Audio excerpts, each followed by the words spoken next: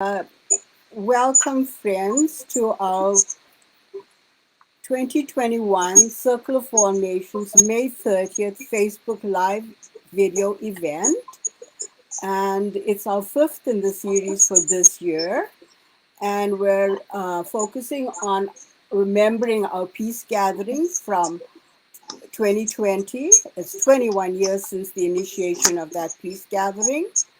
We're celebrating the spirit of turtle, the journey of life, and a canoe. And while I invite you to pay some little attention to our Circle of All Nations or Jigwanong prayer, and bring your minds together for our special event today. I'm going to also go and check to see that other people out there can hear us. I talked a little earlier with Evelyn Washi, Grandfather William Commander's daughter, and she offered us an opening prayer for our gathering today. And she's going to offer a prayer for our online gathering on Facebook today. Hi, Evelyn. Thank you so much for coming and joining us with your opening remarks in a prayer. Please share what you'd like to share now. Well, the vision of what my father has explained in Nepean Point at the year of 2000, I would like to translate it in Algonquin prayer for all of us, about Mother Earth, and the respect of all life. So I will start the prayer right now. Miigwech. Mama no mamshamnito. Kituje niwi gwech mom kichimanito. Mama gin shamnito kakinaki kimishia. Chimadisiang unashama. Mama enidana. Ogiga gewavdan. Ogituje ibna ogivavdan. Mama jojo kin nipi kishmemin. Kakinani kushan, kakinagego. Ashish mama, o jiman, o viashian, mama kakinan chayan, ondi nakak. Ashish mama kakina gujawiyak, neonod na nakak. Kakina, ogi kage, kinonan shamnido, ashikichi, manido. Mama e sakyo it. Ikashe nogam. Mama onji tarash is ni jojo but kokumistak mishumstak kakina jojo aki madasuin. Miigwech. Mama jimino madasiha. Mama sakyo it. Ikashe jaminito. Igweden nogam. Mama Chimanito kakina uyakatayawan. Mama kakina shaminito uyashitot. Onji kakina uyak kawiyak bedashikego. Shaminito mamshaket kakina kego. Winuwa kakina manatuana tayana wa. Miigwech shaminito. Miyedash kokumisak mishumsak kake kiduwak.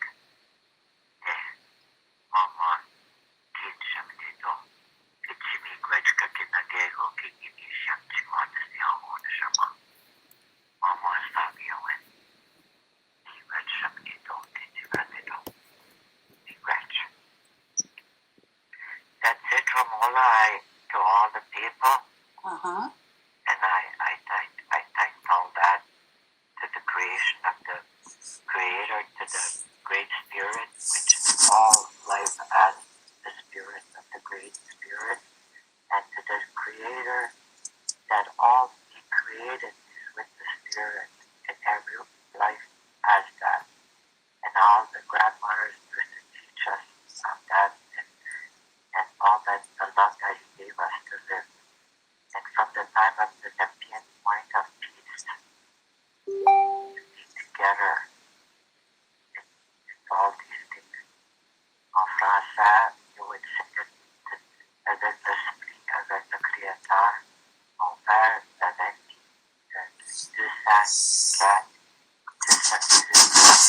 il était à Ottawa pour faire une cérémonie pour power et l'amour avec tout que c'est la créativité en fait. That's the about the great spirit and our creator. So yes, God be all. May we all. I wish everybody kakinani na kakinawi at kitsi mama shaminito. Win kakinawi depend on sagi winda sheta. Ni mamsha kakinagego mama kitsi kanito. Kimisha.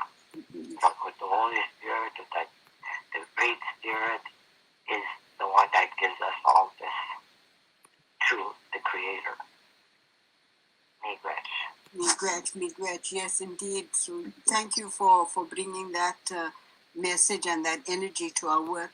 And as you know, we're going to talk a little bit about the canoe. And both your parents were very big with the canoe, eh?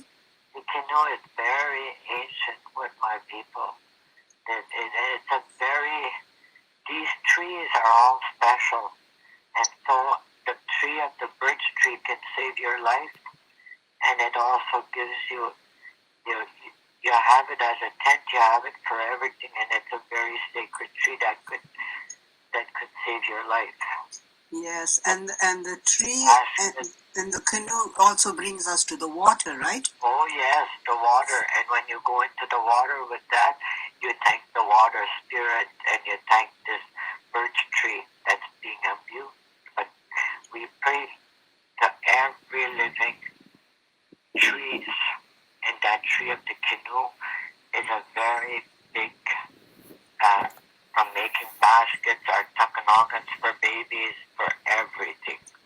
Yes. But this is how important, this canoe, to travel, to go and hunt, to go and meet one another. The canoes were put even at the island.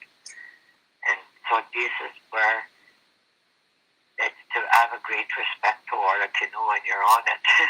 Yes, and of course, both your parents taught a lot of people about the canoe, and they made so many canoes. It was a big part of your life and growing up, eh? Oh yeah, and he also repaired canoes. Yes. He also repaired one for Trudeau. Yeah, so now we're gonna talk a little bit about the canoe that he built in 2004. Because it became a big teaching canoe, and a lot of people woke up again about the canoe. Yes, they woke up, and I think I'm sure they put up a canoe someplace, but yes, it my father did a lot of repairs on these things too, but at the same time, while he was doing it, all his grandchildren most of them were there helping and go and look and study, and that's how he got to learn to respect things. They put their hands on it, and today now some of his grandchildren are making canoes. That is so wonderful, because also those canoes were so special because of the designs and the stencils and the images of nature that they planted on the canoe, the spirit of the nature world. Evelyn, thank you so much for bringing the opening greetings to us.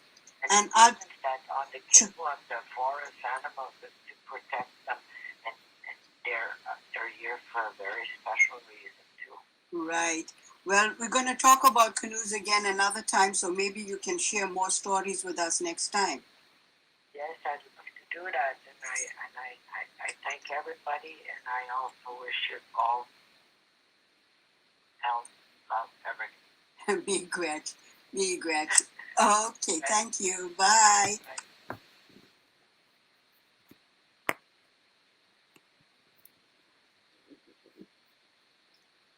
Thank you, Evelyn, for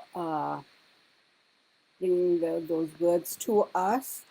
And we're grateful that the Facebook technology allows us to connect in so many different ways during this time of such huge challenge with the coronavirus keeping us confined. It's exactly a year now that we've initiated Facebook Live videos to keep our community, our Circle of All Nations community, connected with the ideas that inspired the work and the legacy, really, of Grandfather William Commander. And today we're acknowledging the 21st anniversary of his Millennium Peace Gathering, the anniversary of the creation of the Good Enough for Two canoe. But we're also acknowledging other challenges that are existent in our world today, the struggles in Palestine and Israel. We honor and acknowledge with great sorrow the painful residential school uncovering of children in BC. And of course, this is a painful story that Grandfather Commander was tracking more than a decade ago. In fact, he first talked about the 5,000 children, and it's gradually that we've realized the immensity of that tragedy. And so our hearts go out to all the people, all the communities, and the land itself that holds this energy of pain. It's also a time of great climate change, and so we're dealing with extreme weather, we're dealing with the extinction of many species, we're dealing with a whole lot of change in life, and we really feel like we're needing to position for the future with a greater strength and a greater belief in the power of Jinawe Dagunok, the recognition that everything is interrelated, everything is interconnected, and this then is the launch of our next year into our Facebook Live videos, the journey into the next phase. And we'll be celebrating with the Voice of Americas, celebrating a song of unity and indigenous language, turtle journeys, migration, and the spirit of borderlessness, the canoe, our metaphor for the journey of life, a material artifact imbued with the spirit of nature, invoking the laws of nature.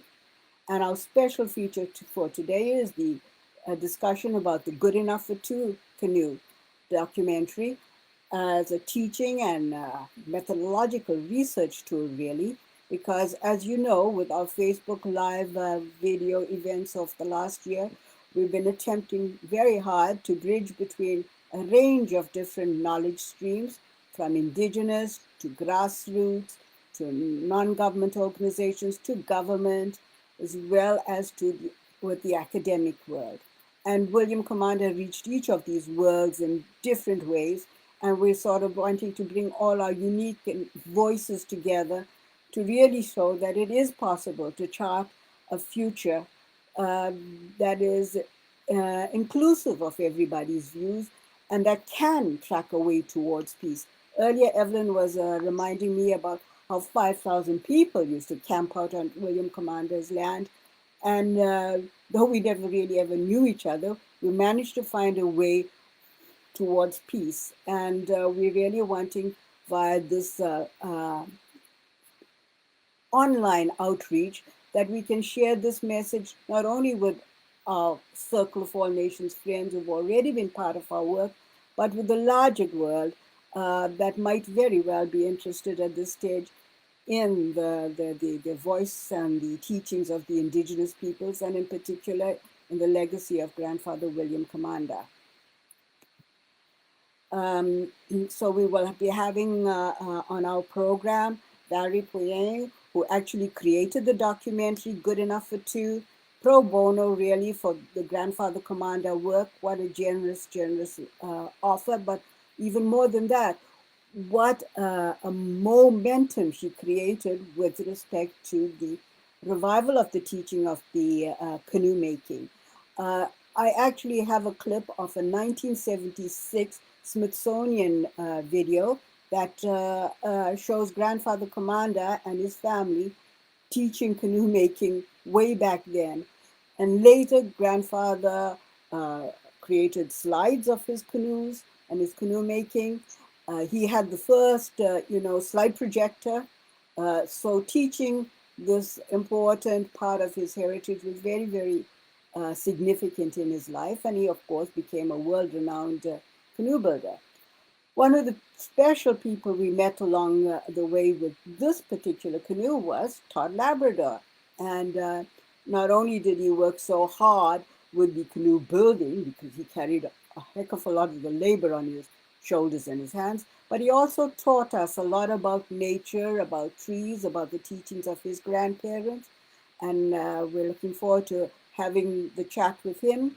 I hope Ron Kichimakwa Godard Fournier has joined us by now, but he's another person who's talked a lot about his Algonquin ancestry, his indigenous ancestry, about sweetgrass, and also about his uncle Joe Fournier and his birchbark canoe making history. We have Winnie joining us from Denmark, and she actually tracked down the William Commander canoe that he built for the people at the Roskilde Museum. And later we hope to show you a little bit of an interview she had with Jan Scamby Marsden, who actually came and found William Commander and took him to Denmark to build this canoe for Queen Marguerite.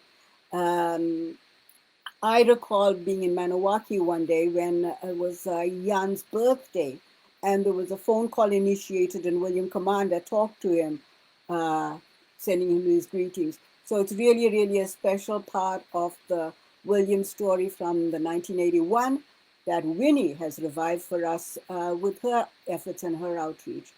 We're grateful to have then, starting us off really, a friend Leonardo William, who's was our translator at our gatherings, translating from French and Spanish to English, helping so much with the elders and especially Abuela Margarita's work, and also singing very special music to unify us during the gatherings. Glad to have Ellen over here, and she actually visited grandfather here many years ago. But in this context, will be joining us, telling us about her work and connection with Turtle and spiritual teachings. Serena were another one special person who met grandfather years ago, talked with him about Indigenous language, and the Indigenous language is part of our theme today because really our focus is on movement and the journey. And of course, the oral language of the Indigenous peoples has such flow, has such fluidity, has such movement, and it's something that we really need to understand in a much deeper way than we have. And you will have noticed how Evelyn was really ready to share so much more, but we hope we'll have more moments for that kind of sharing in the future. We're remembering our special friend Maureen Bartholomew with great love. We lost her a couple of years ago, but Valerie brought her to our canoe video making in Maniwaki many years ago, and she left us too young. And perhaps later we're going to be having a presentation from our friends from Argentina. Dr. Graciela Janowski operates the FANCIEV organization and does a lot of work at the United Nations. She talked to us before about some of the peace initiatives, and she may be able to join us later at the tail end of our video to update us on that activity.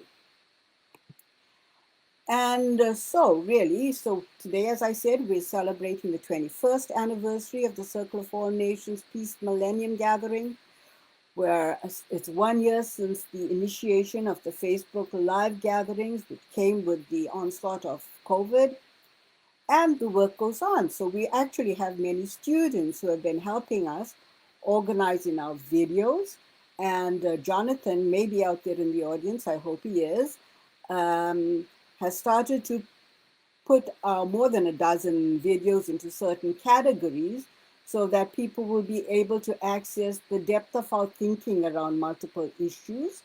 And you'll be able to find our videos on our Facebook spot at the Circle of All Nations video tab, or also on our Circle of All Nations YouTube channel. And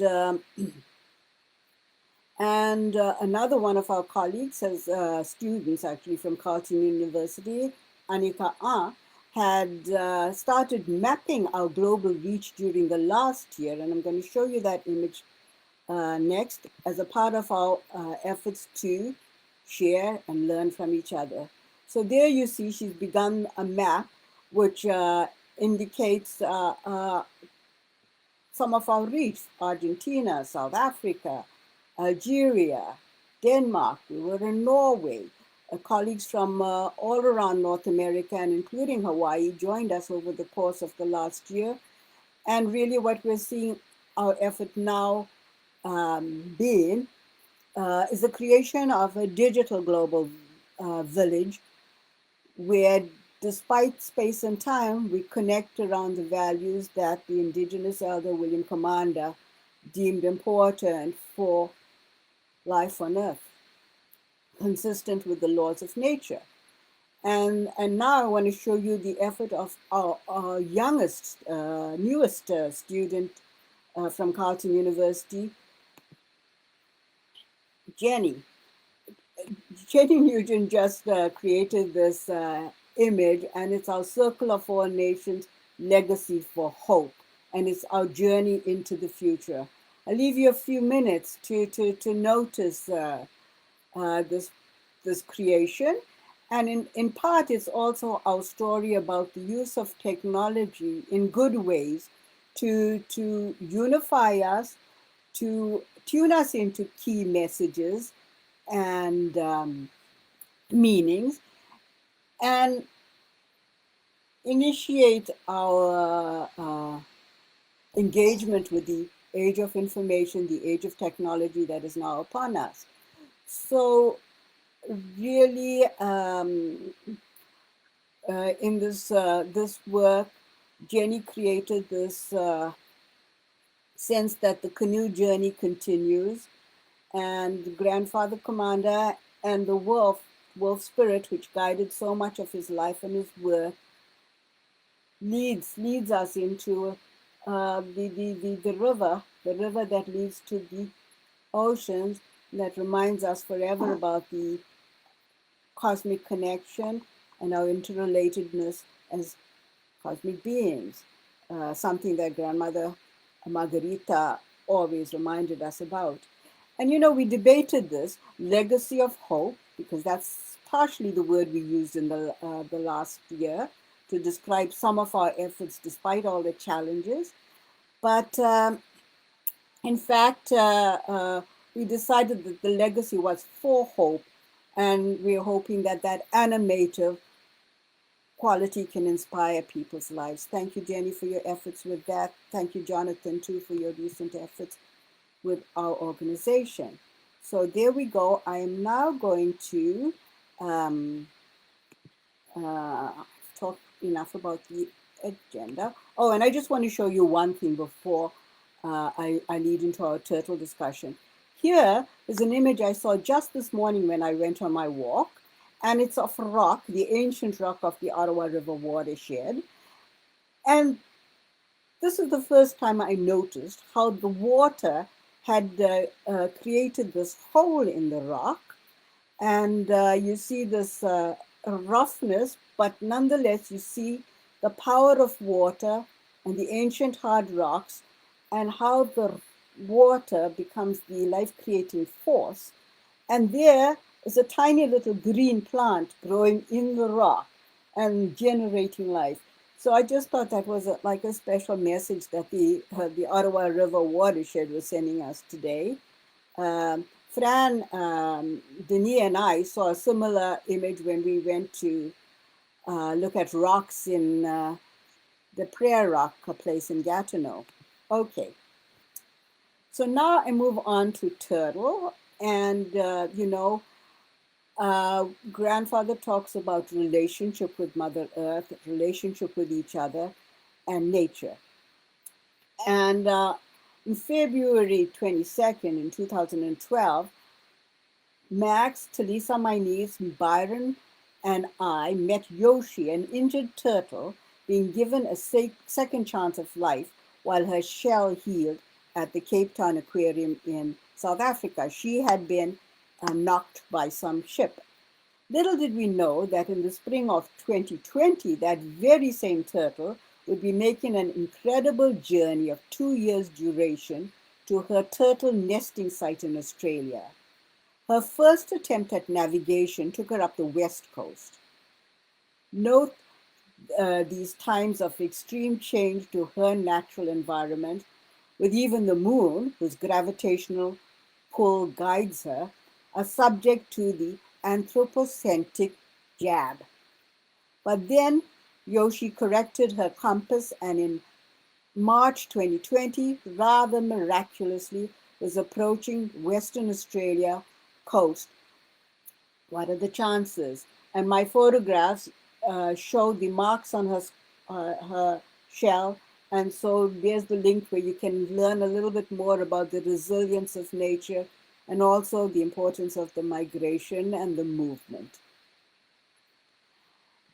Um, we also track the energy of the spirit of eel in our work, and this is a gift that Todd Labrador brought to me uh, many years ago.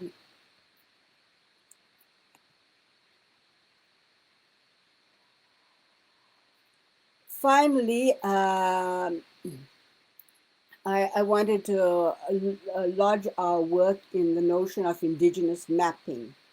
And of course, we all know that indigenous peoples call this Turtle Island. Turtle Island is Great Mysteries creation. And I was trying to explain to our students how North America represents this island in the vast oceans to indigenous peoples. And I recall that we had presented some of these images in 2004 when we tried to explain how indigenous peoples can see things differently than many of the others of us. So that is Yoshi the turtle. That is an artist's interpretation of Turtle Island. Um, the third picture shows the ancient travel routes of the Mamiwinini, traveling all across North America. And of course, now the map represents the Americas as we call it now. Okay, so I'm now going to move my PowerPoint presentation to the side, and I am going to go to Leonardo to ask you to open with the song, and then Ellen will talk a little bit about Turtle, and then it'll be all about Canoe. Thank you. Leonardo? Thank you. Hi. Is the sound okay? Yes, I have it loud, and I hope others can hear us. Well, I'm honored. Thank you, Romola. Regret for joining us. So, yes, actually, I'm honored to be here and with all the holders of this vision that, grandfather one day told me if we at least can find the common sense of all this, the common sense of what we need as human beings to fulfill our life in safety, in shelter, in caring for one another, and don't phase away the humanity that beholds life. And to all, from the first moment that I met grandfather, that's what inspired me. This deep, strong sense of humanity. And I was honored to assist you, and I still honor. Thank you, Romola. So I am going to introduce this song The song is from Inca Quechua, from my country. I am Metis from the Inca. And the song meaning, the words mean that within the water, behold the power that makes our rose bloom in our heart. So it goes like this. Yakomoto Yakomama. Oh, oh, oh, oh, oh. Oh, oh, oh, oh, Sumawaita. Oh, oh, oh, oh, oh, Yakomoto Yakomama. Oh, oh, oh, oh, oh, oh, oh, oh, oh, oh, Sumawaita. Oh, oh, oh, oh, oh, oh. Yakomoto Yakomama. Oh, oh, oh, oh, oh, oh, oh, oh, oh, Sumawaita. Oh, oh, oh, oh, oh, oh,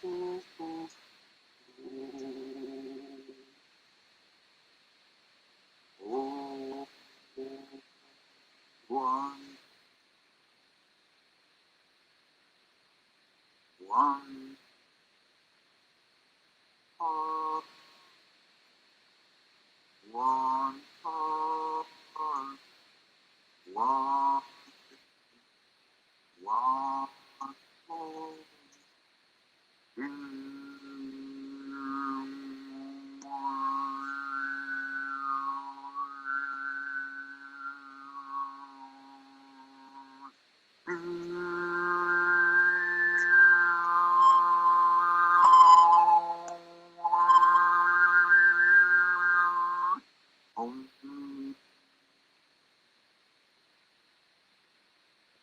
A little bit shy, so Regret, regret. You bring us goosebumps from our gatherings. Regret with the prayer of the sound. Valerie will remember that because she used to actually bring us the energies of the light as another gift that she brought to grandfather's work in the gatherings. Regret. Ellen, great to have you all the way from BC. So over to you. All right.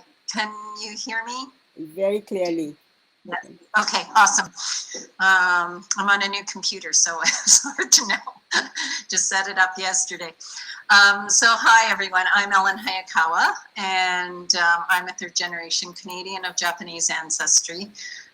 My ancestors settled on this coast, and due to dispossession and ethnic cleansing of this coast, I was born in Toronto.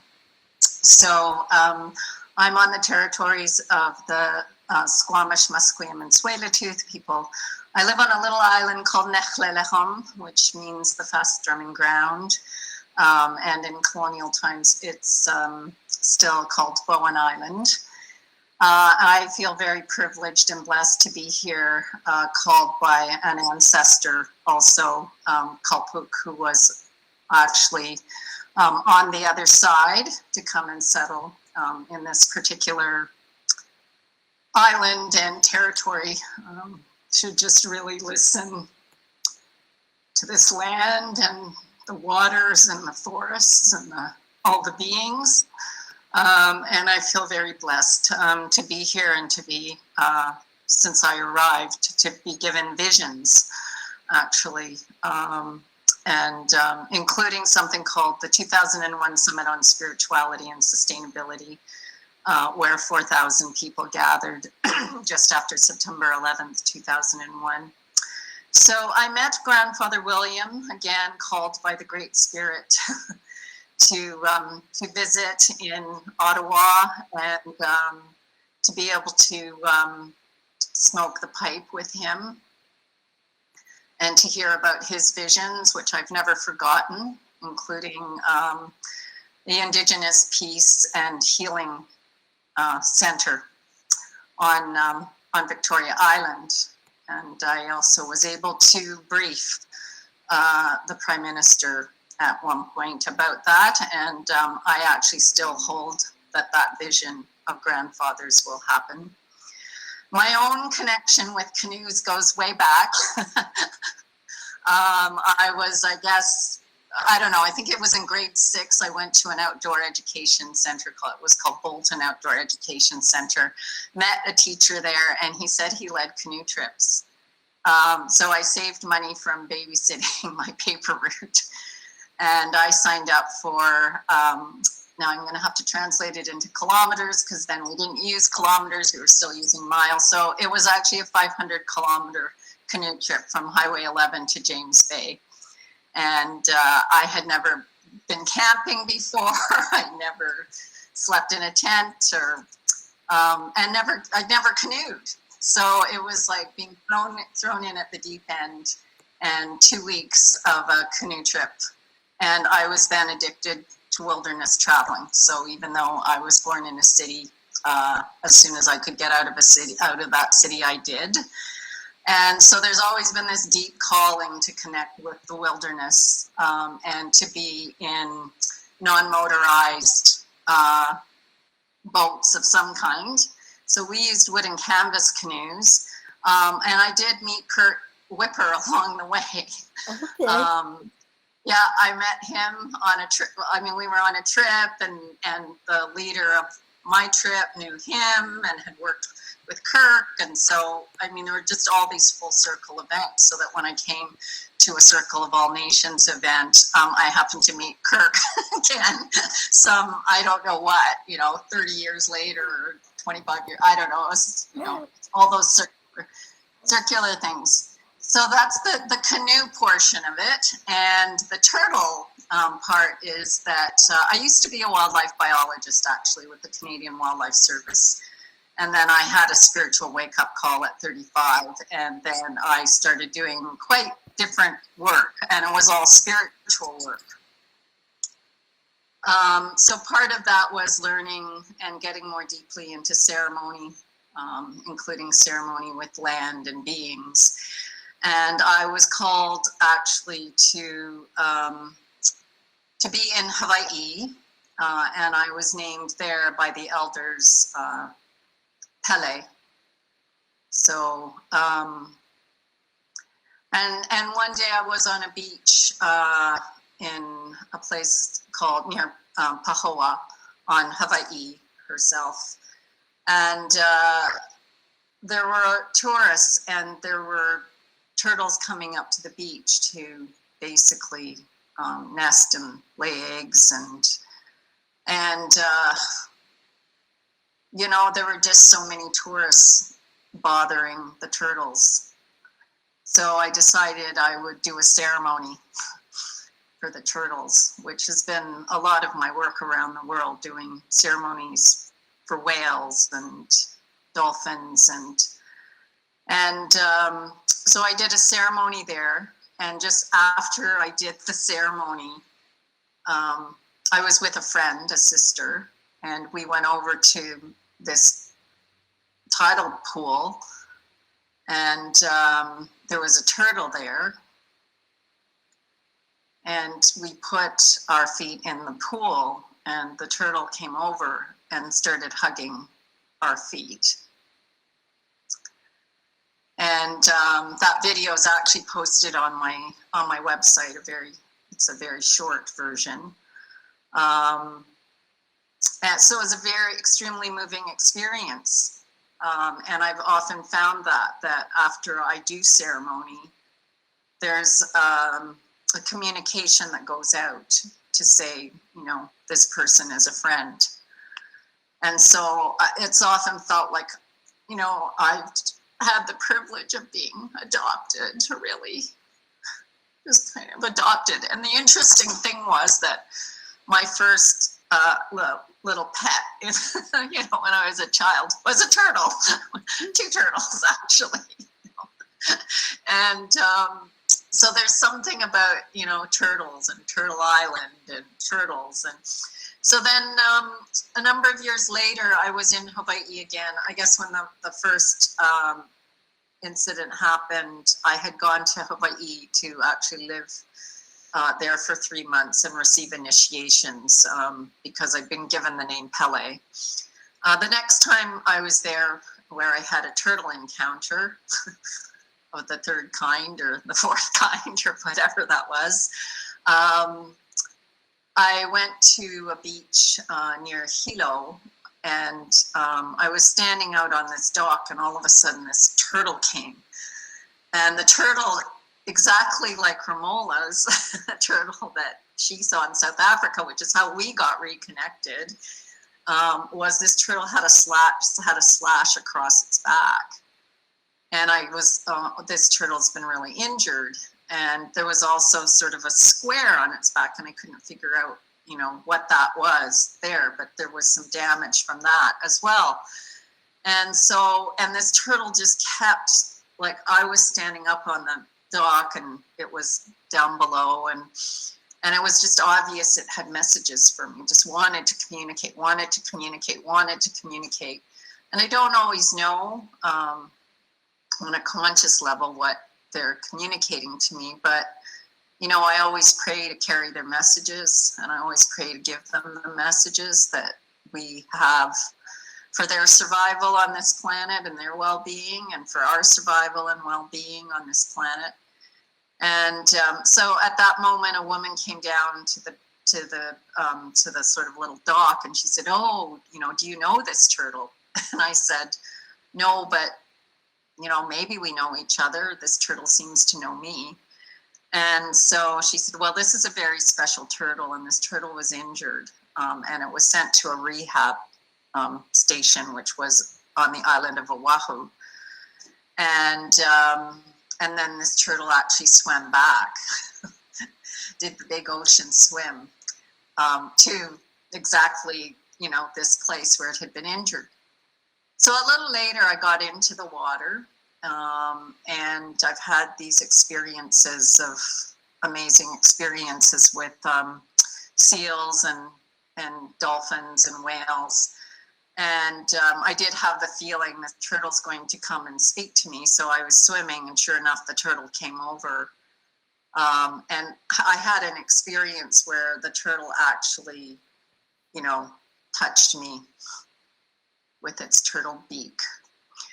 And so I always know that there's a big transmission there of knowledge and wisdom. And I only knew sort of parts of the story because after that I went to see someone at a retreat center, and I happened to talk about this turtle, and I also happened to talk about the elder who was on the other side by that point, Sister Aka, who initiated me as Pele, and she's from the Pele lineage herself, and her name was Pele. But she was also, you know, yes, you're Pele. And so so I started talking about this turtle experience, and this woman was, Sister Aka was a teacher of hers, was her teacher.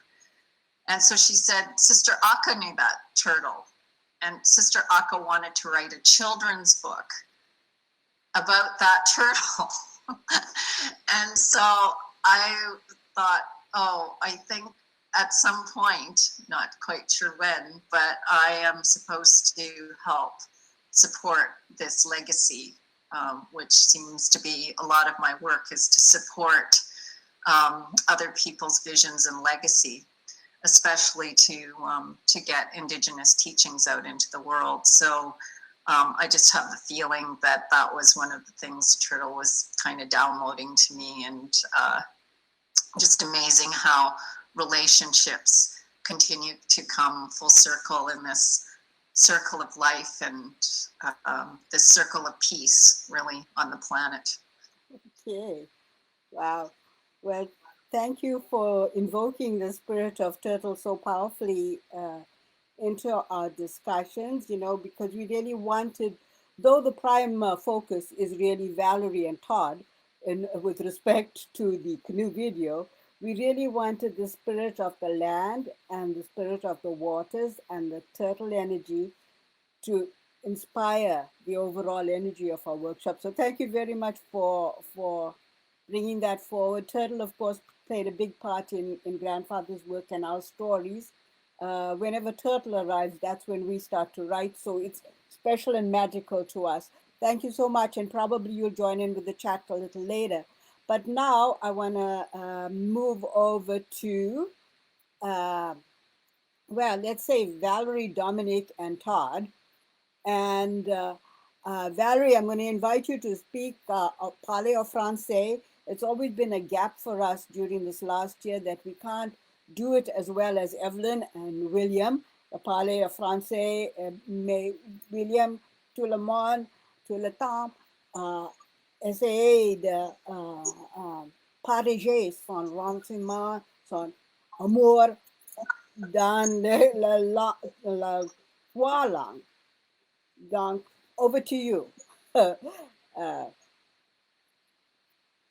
So Valerie, tell us, you can see behind me. Can you see behind me the gift you gave William, you created for William? I remember when I saw it before. Okay. So tell us how you came to us and Gretch. Alors, je vais parler en français parce que je suis jamais tout à fait sûre quand je parle en anglais que je dis réellement ce que je veux dire. Alors, excusez-moi, mais je pense que il vaut mieux que je parle en français, mais est-ce que quelqu'un traduit ou bien est-ce que comprend qui peut? Qu'est-ce que tu penses faire, Romola, à ce sujet? Parler au français et peut-être Dominique offre un petit résumé en anglais après pour les autres, mais c'est le process d'égalité. Ok. Alors, pour parler du canot, je dois dire que le moment où j'ai pu faire ce film chez William, filmer la fabrication du canot a été un moment vraiment important dans ma vie parce que ça a représenté vraiment un virage à la fois professionnel. Peu de temps auparavant, j'étais en réflexion, je travaillais dans une compagnie de jeux vidéo. J'avais un poste qui était très enviable, que beaucoup de gens probablement auraient aimé avoir. Et néanmoins, je n'étais pas vraiment heureuse parce que je sentais que mon cœur n'adhérait pas réellement au travail, au projet sur lesquels je travaillais. Donc, je souhaitais mener ma vie professionnelle vers quelque chose de plus signifiant qui correspondait plus à quelque chose, comment dire, à un travail sur la terre, un travail plus, comment dire, constructif, plus spirituel, plus conforme à mes valeurs et à ce que j'avais dans mon cœur. Et puis, à ce moment-là, j'ai fait un rêve dans cette période de réflexion. Et dans ce rêve, j'étais sur un petit radeau sur une rivière avec une caméra et j'avançais sur ce radeau. Et d'ailleurs, je suis tombée à l'eau à un moment donné, mais c'était pas grave. Je suis remontée sur le radeau pour avancer sur la rivière. Et peu de temps après, j'ai décidé de quitter le travail que je faisais pour retourner vers la fabrication de films et de documentaires en essayant de plutôt faire des projets qui correspondaient, supporter des projets qui correspondaient plus à mes valeurs, aux choses que j'avais envie de nourrir, d'encourager et de valoriser. Et c'est quelques temps plus tard, j'ai décidé de commencer je voulais faire un travail sur les autochtones, sur les Amérindiens. D'ailleurs, à cette occasion, lors d'un tournage, j'ai rencontré Leonardo, qui a été un peu la première personne qui m'a introduit dans ce monde-là et je m'en rappelle avec reconnaissance. Et quand j'ai rencontré William et qu'à un moment, et quelques mois, quelques années plus tard, Romola et William m'ont contacté pour faire le tournage du film sur le Canoe, c'était une grande joie et un grand privilège aussi de vivre ce moment particulier chez William. Et pour dire à quel point ce virage dans ma vie était important, c'est que ça correspondait aussi à la période où je commençais la relation amoureuse avec celui qui est devenu mon mari et le père de ma fille. Après des années où j'avais, mettons, une vie difficile sur le plan sentimental. Donc, toute l'énergie du tournage du film, du Canoe, qui se passait au mois de mai, dans l'énergie du printemps, avec cette joie qui était entre nous de vivre ce moment particulier, et moi en plus, qui était en amour. Donc c'était vraiment une énergie vraiment merveilleuse, et dont je garde un souvenir vraiment très beau, très nourrissant, et j'ai plaisir parfois à revivre l'énergie de ce moment. Et par la suite, le fait d'avoir fait ce film aussi, ça m'a entraîné vers d'autres projets aussi, toujours dans des projets, comment dire, de dimension simple, avec une petite équipe, mais avec des projets de cœur, des projets dans lesquels mon cœur était investi et qui nourrissaient aussi une vision spirituelle des choses. Alors voilà, pour moi c'était vraiment un moment, évidemment la personnalité de William est quelqu'un qui a laissé une image très forte. Je dirais qu'il est extrêmement vivant encore, son esprit est extrêmement vivant encore sur bien des aspects. Ça m'arrive souvent de penser à tous les enseignements que j'ai pu recevoir par sa présence, par sa conduite, par ce qu'il dégageait et par l'amour qu'il avait pour les autres êtres, je dirais tous les autres êtres, justement. C'était quelque chose qui était vraiment remarquable, et à la fois avec une grande simplicité aussi. Alors, c'est ça, je vais peut-être, je ne sais pas si s'il y a des questions ou bien un aspect... un petit mot, il y a quelques jours, pour faire le lien avec la tortue, il y a quelques jours, lors d'une promenade, j'ai eu la chance pour la première fois de ma vie de rencontrer une grosse tortue sur un chemin. Et nous pensions qu'elle était blessée. J'étais avec quelques amis, on la regardait, on restait là, puis on se disait pourquoi elle est là au milieu du chemin, pourquoi elle ne bouge pas? Et quelqu'un a appelé un garde de parc pour qu'il vienne la voir, pour la soigner s'il y avait quelque chose. Moi, j'étais juste là, je lui donnais la lumière. Et puis, j'apprécie de pouvoir la regarder. Et puis, après peut-être 10-15 minutes, tout d'un coup, elle est partie. Et elle n'était pas du tout blessée. Et voilà, c'était mon lien avec la tortue. J'étais très heureuse d'avoir pu l'observer, la filmer d'ailleurs aussi. C'était un beau moment. Okay, wow. Merci beaucoup. I'm glad we have 3 people who are going to help with the translation, but not so much the translation, but Dominic and Serena and Leonardo, if you all can talk about what Valerie has shared Anglais, and if you have questions to pose, we could do that in a few minutes. But let me first ask Todd to say a few words. Okay. Yes. How did we ever manage, Todd, with Valerie and Maureen and William en français? Lots of good memories, Sarah. A real honor to have you with us. We're so proud of all you're doing. Thank you. Very nice to see you, Valerie. It's been a long time. I was always I guess raised on the reservation, very shy. So it was difficult for me to travel, but I didn't have any elders to teach me. So well, I wanted to learn canoe building, and I tried many different things, and then people started telling me about William Command, Grandfather William, and I thought, yeah, but he's way up in Quebec, and it's a long ways, and so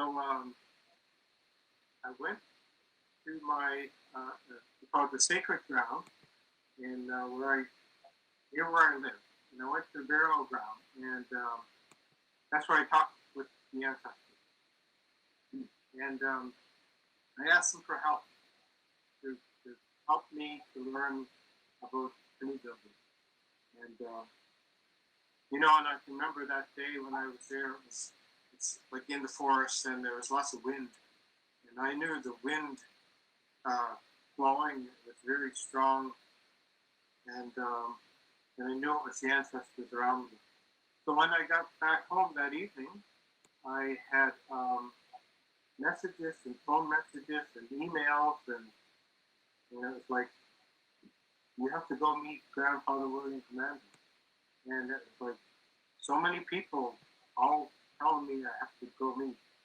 So eventually I made it to Milwaukee, to the TV, and I met everyone there, and had a wonderful time working and listening and learning from Grandfather William about canoe building. And it was like, I was pretty amazed because he built a canoe in 10 days, but he had 15 to 20 people from all over the world visit him every day. So it's like, but we still managed to build a canoe in 10 days. And it was wonderful, and at the time he was over 90 years old, and I can remember him, usually the first one up in the morning, and usually the last one to go to sleep at night. And he had more energy than us younger people, and it's an incredible honor for me to spend that time with Grandfather and his family, and everyone else that came by. And since then, I've built several canoes. I was always in awe when I went to the Canadian Museum of Civilization and saw Grandfather William's canoe in there. I thought, wow, that's amazing. When in 2015, I had built a 19-foot ocean-going Mi'kmaq canoe, and now it's on display at the Canadian Museum. It's called Canadian Museum of History now. So this summer we built 2 more canoes, 2 16-footers, and last summer my daughter Melissa and I, we built a 21-foot ocean-going canoe, Mi'kmaq canoe.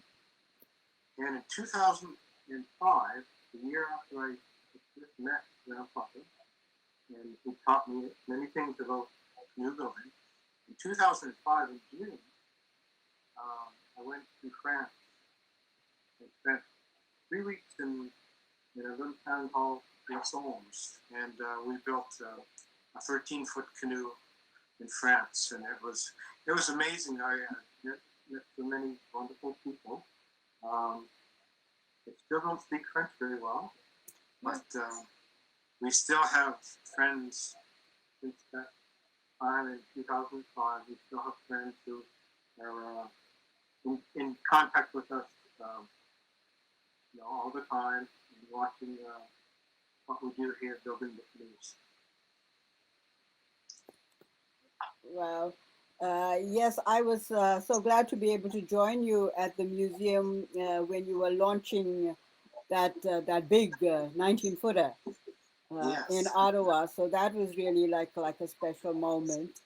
And you're right. During that actual canoe making period in Maniwaki, I mean, my goodness gracious me, we were so busy all the time with people. But I always like to say how our two young French ladies were accustomed to breakfast, lunch, and supper.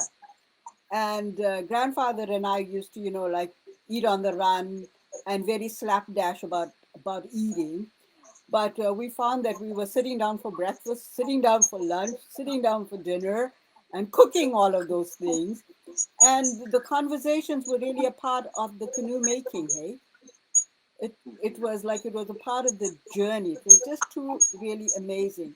And so, Todd, it was also interesting when you say, it took just those many days for us to do this big job. And I say one of the things I learned out of that canoe was about timing. How if you're in the rhythm of time, then it just works for you. You don't have to feel raced. You don't have to, once we got over our worry, because that was a tough bark, wasn't it? I mean, it was old and it was tough. But once we stopped worrying, things kind of like flowed. Everything worked. It was the probably the biggest piece of bark and the thickest birch bark I've ever seen in my life. In Nova Scotia and where I come, the trees are smaller and the bark is very thin. But the bark that grandfather had was like almost half an inch thick. It was like too thick. And so he actually showed us how to thin it down. And it was amazing. The little things that he showed me, no one else showed me before. And even though the canoes are a bit different, they have double gunnel on each side. And in my our canoes have one gunnel on each side, which is a bit different. But so many of the things are similar. Yeah, you reminded me about the bark. One of his friends who was working in Algonquin Park brought him that piece of bark and delivered it quite a few years before. So we had never really unrolled it till your project began. And then when we unrolled it, did it not have like the huge hole in one section? And I remember that first night, grandfather was really worried and really disappointed, um, and worrying about how we were going to execute our project. But wow, all the energies moved to make it such an amazing teaching experience and learning experience. I remember when we first started, when you presented the idea, and then we were driving somewhere, and grandfather said, "Oh, stop the car." And so I stopped the car. He says, "Oh, go dig." And I said, "What? With my bare naked nails?" "Yes," said he. He wanted me to pull up the spruce root so that he could see whether they were growing straight enough to sew the canoe. Uh, and just yesterday, I was talking to my other friend Carolyn about this experience, and somewhere it's captured in Valerie's video when we were splitting the root. And I remember, we go into his bush and we collected the roots and we rolled them up and we soaked them in the buckets of water, and then we were splitting the roots, and mine was not splitting straight down the center. And he says to me, "Well, you've got to control it, And, I thought, what an amazing teaching this is, right? Things don't just happen randomly. You've got to put some effort, some control, some of that kind of energy into having something like a canoe manifest. So it was a teaching not just about splitting, but about managing and controlling aspects of our work. And in fact, this is really, I'm so grateful for all of you for joining us here today, because I really think I learned so much from the canoe. It thereafter became like a wildfire teaching thing. And in fact, when I finished my thesis, I went to the library at Carleton University And there was a canoe built by William's nephew, Canoe Smith, at Carleton University. So the canoe, Valerie, actually invaded the world of education. And I think, Todd, you might have other prospects to be teaching people about canoe making. Yes, when I build, we build every year, but I build in public, and so lots of times the public can watch me, and sometimes they can get involved with the building. And building a canoe in public, lots of times you don't get much work done because you're always talking and talking, telling stories and listening.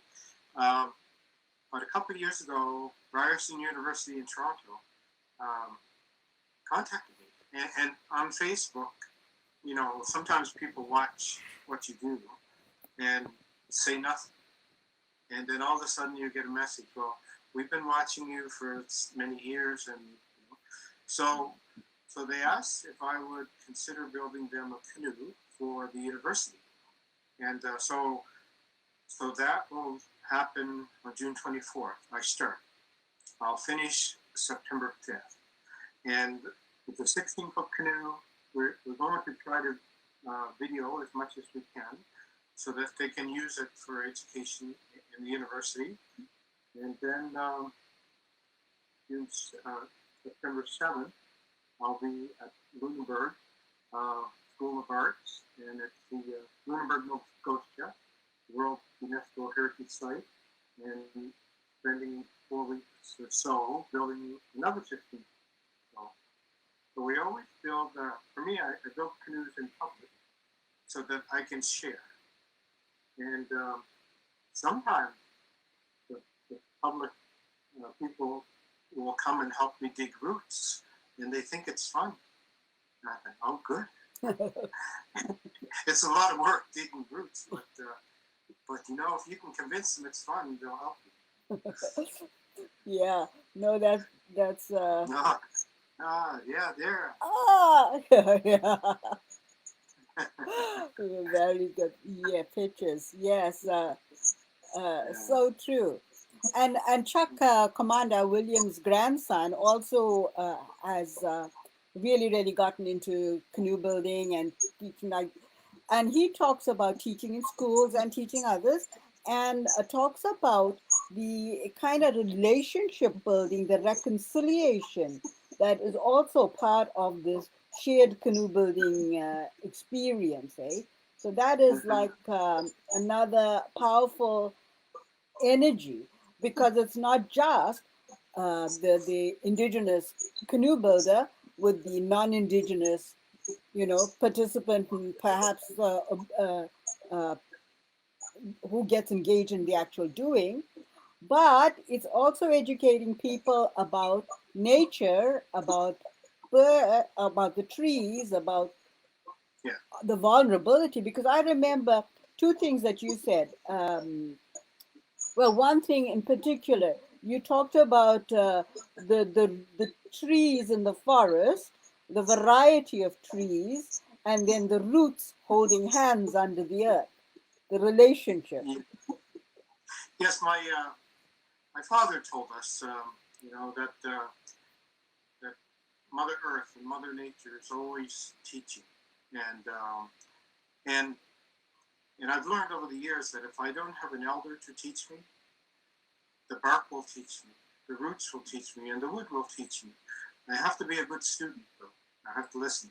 But my father told me, Mother Nature, Mother Earth is always sending us messages, and some of us hear, and some of us don't. And he said, if we walk in the forest, we'll see all of the different trees, the birch, the oak, the maple, the pine. And he said, if we could see beneath the forest floor, we would see that all those trees, regardless of species, or, what type they are, under the soil, they're all holding hands. All the roots are intertwined, and they're all supporting each other. And he said, the lesson there she's trying to tell us is that we as people, regardless of race or religion or color of skin, if we come together and hold each other's hands and support each other, we'll be a lot stronger.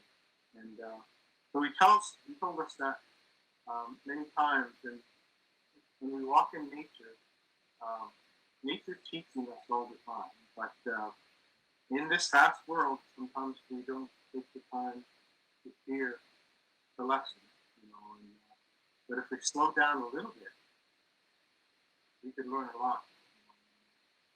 I learn all the time from nature and the animals, and you know, it's ongoing. You learn every time you go in the forest. You can learn something, and it's like a classroom of never-ending lessons. Sort of exactly like my water hole in the rock today, showing me the power of water to create that circular hole in such a hard substance. Yeah, it was too amazing. I want to involve Dominic and Serena and of course, Winnie. We're going to talk to you a little later, but you can join in this conversation now as well as Leonardo. Uh, Otherwise, I'll just talk about our next adventure with that canoe when you know the wood cracked while we were fitting it together, and that was another challenge for us getting that particular wood the for the canoe. Maybe I can just, I'd like just to add something about what God just said, because I remember when he shared this teaching of her father Yes. about trees, how trees are connected. I like it very much. But the way I heard it, I was more touched by the poetic aspect, the symbolic aspect about peace teaching, something like that. But you know, recently, scientists they talked about how the trees they share food, they share energy in the forest, and I realized it's the same thing. And I realized how indigenous people they know things from watching nature, but it took a long time for scientists to tell the same thing, and so it's amazing. Thanks, Todd. Yes, I can remember bending that wood for the gunnels. Yes. And wood wasn't really the best wood but we had to use what we had. Grandfather only had so much there, we went from one lumber place to the next. I think he'd asked Panook to pick up some cedar for us, and we couldn't, yes. right? We couldn't, yeah. And but it was interesting because as we bent that wood, it snapped and it broke, and that was part of the frame, and you know, and it was, but we still made it work. But recently, I think last summer, I bent a huge scuttle, and in the ocean canoe, you have to rise in the middle of the canoe. So when you're bending wood, it's very, very tricky to bend wood. That's 2 inches by 2 inches and 20 feet long. So I bent it, and I was really proud, and everything was in shape. And as I walked out the workshop door, I heard snap. It reminded me of the day that. Oh yeah. Yeah. So I had spent 2 days making those gunnels and shaping them and marking them. So then I had to do it again. Well, yeah, that's quite a moment. Yeah, I think Tommy was helping us at that time when we heard that little snap. Yeah. We do some clamps and glue. Yeah. I wanted to share something. You know, it's like, yes, we're talking about the canoe and the wood and all that, but something about grandfather also. He was so observant. Yeah, he observed us. He he got us under his eyes, all of us. You know. And one day I was, when I arrived over there, I used to have my friends, and yes, I make you visit, And 5 minutes after I walked in the field, I saw them the day after.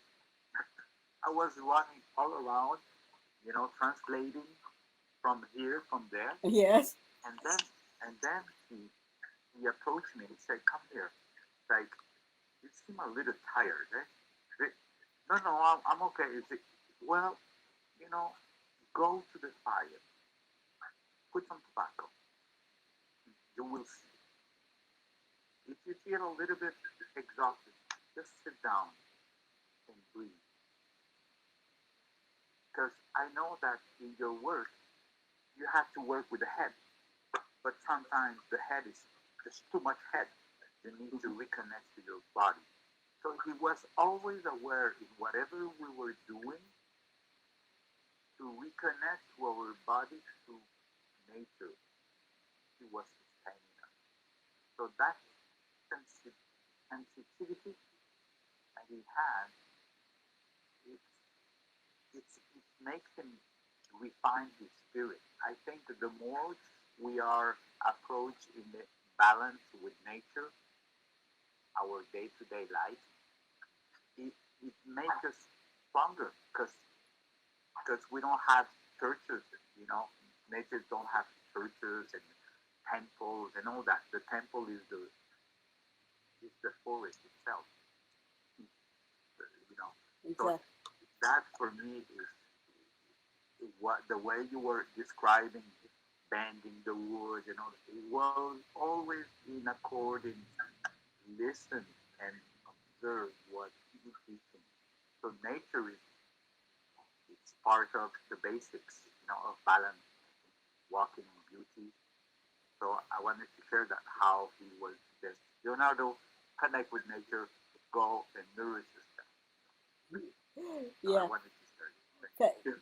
Yeah, thanks for saying that. And actually, Leonardo, I was just going to say what you said to me yesterday when we talked.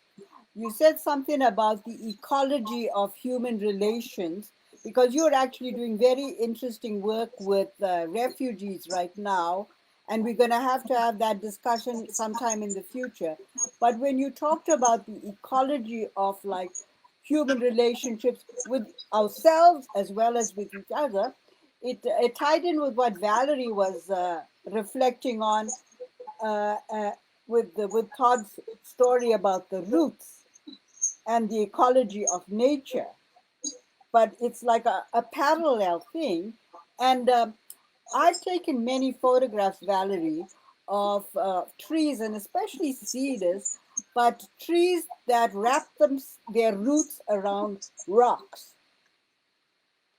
And when I've researched that, and when I've researched it actually in my photographs, because I photograph, as you know, all the time, and you see the roots draw rocks closer to them to help stabilize them and straighten them. And another really fascinating thing I discovered as well, just by like my walking in the fall, you see certain types of fungi growing up in the fall around particular kinds of trees, and particularly if they're dying and things like that. But then I studied that a little bit more and realized how these mushrooms, these fungus, uh, collect the minerals from the rocks and then transfer them, feed the trees that they are aligned with. So that ecology of nature is so huge. And just recently, here in Ottawa, in my area, they were cutting down the ash trees because of the borer, and they cut several. And then a few months later, my neighbor's evergreen fell. It had been there for years and years and years. And I went and took a photograph of it, so I got like data evidence. But really, it's because the subsystem of roots holding each other in place was destroyed. So when we're doing clear cutting and things like that, so endlessly and thoughtlessly, and right now a memory for that gigantic tree in BC that was chopped down, heartbreaking really, because people have no clue how much they're impacting. and how much they're impacting negatively. But yeah, so thanks for the ecology lecture yesterday, Leonardo. So Dominic, you have yourself been on journeys. You are living in a very special part of Quebec, an important historical part, but an important historical part that took you on your journey to find yourself and your heritage. And Yes. and you probably understood Valerie's presentation better than us. So Yeah. do join. Uh, And you too had a but special relationship with grandfather. yes. Uh, First, it's really an honor to be with all of you. Thank you for sharing all of information and adventure. Um, yes, for me, it's the life who bring me to meet grandfather Commander. My grandmother passed away, and she asked me to make a research. And at that time, I was part of Métis group who was invited to see grandfather Commander. Um, so, and at that time, I started following him because we had a conversation, and we have a particular relation because he was really take care of Chaudière River in Ottawa, and me, I work a lot and take care of Chaudière River in Quebec, and we he knows that it was related because the native people were living here before. Now they are in Maniwaki, so that was the same band of grandfather Commander. So that's why we make how you said particular relation. And I must say, he helped me so much by the work that he have done and by the peaceful we were talking. Um, I wasn't born in the reserves, so as we said, the elder was missing to us all of our life. So we try to reach somebody who can teach us who we are, where we come from, and grandfather was doing that particular job, and it's not easy to understand all the people because we all have each our history. But mine at that time, I was saying to him that I need to find the truth, you know. And he explained to me how hard was his road when you talk about peaceful. It's you think it's easy to talk about peaceful, but it's not. What is peaceful for me, it could be different for another person. And also, we were talking about words. Yes, when we are native, we think and we talk in another way as the non-native. And if I talk and I don't use the same word, how can we understand each other? And grandfather was really care about that. So I was following until that time, until he passed away, unfortunately.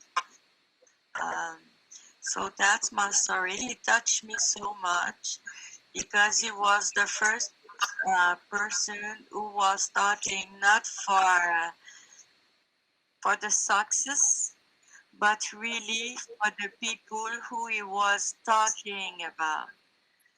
And this is the most important in the life for me. Um, and I thank him so much to teach me that and also to give me the courage. Um, when I meet him, I don't understand. At that time, I didn't understand why he talked to me in that way because I was new and I wasn't First Nation. Um, but he said that the work and the research I've done, it was important. And he said, if you do it, you have to tell me that you're gonna do for all the Algonquin. Um, uh, I was beginning. Of course, I gave him my promise, but in my family, my grandmother teach me that you can lose everything in life except your tongue, your word, your promise.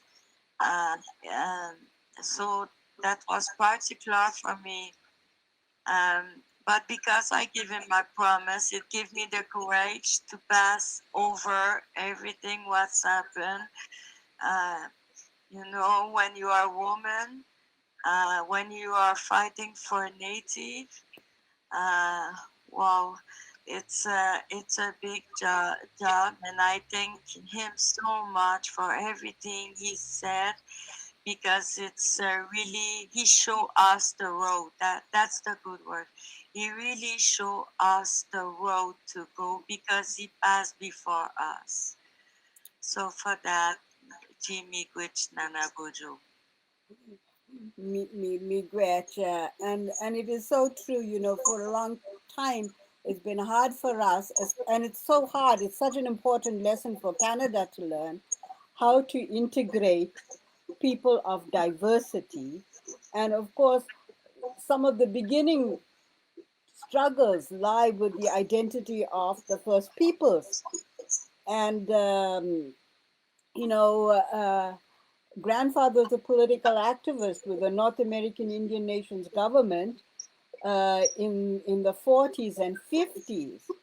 And he talked about the First Peoples actually of Turtle Island, that is Canada and the United States, coming together, inclusive of the Métis, and also for him, inclusive of what he called the naturalized citizens, to create a group, to create this governing kind of structure.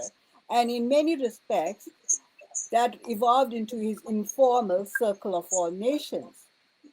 Because that idea of his, that prayer of his, Jina Wedaganuk, he was connected as much with Algonquins as with all other people, but he also made it big because he tried to teach us connection with nature. And right now, we were going to do this video last week, and the reason last week was important to us was it was Victoria Day weekend in Ontario, and it was used to be Aboriginal Awareness Week, and it was because of the emphasis of the relationship of the First Peoples with the Queen, with the royalty, so a sovereign relationship. But over the years, it was Native, it was Indian. In fact, I say grandfather used to like to take me around because I was his political message. I was the Indian, not him. Yes, I mean, he was very conscious of all of that. But native, non-status, status, Métis, there were so many categories. The federal government had native people belonging in Indian affairs, in immigration, in natural resources. At one time, there was Métis and non-status. Right now, we're in a havoc really in this country trying to figure out identity yet again.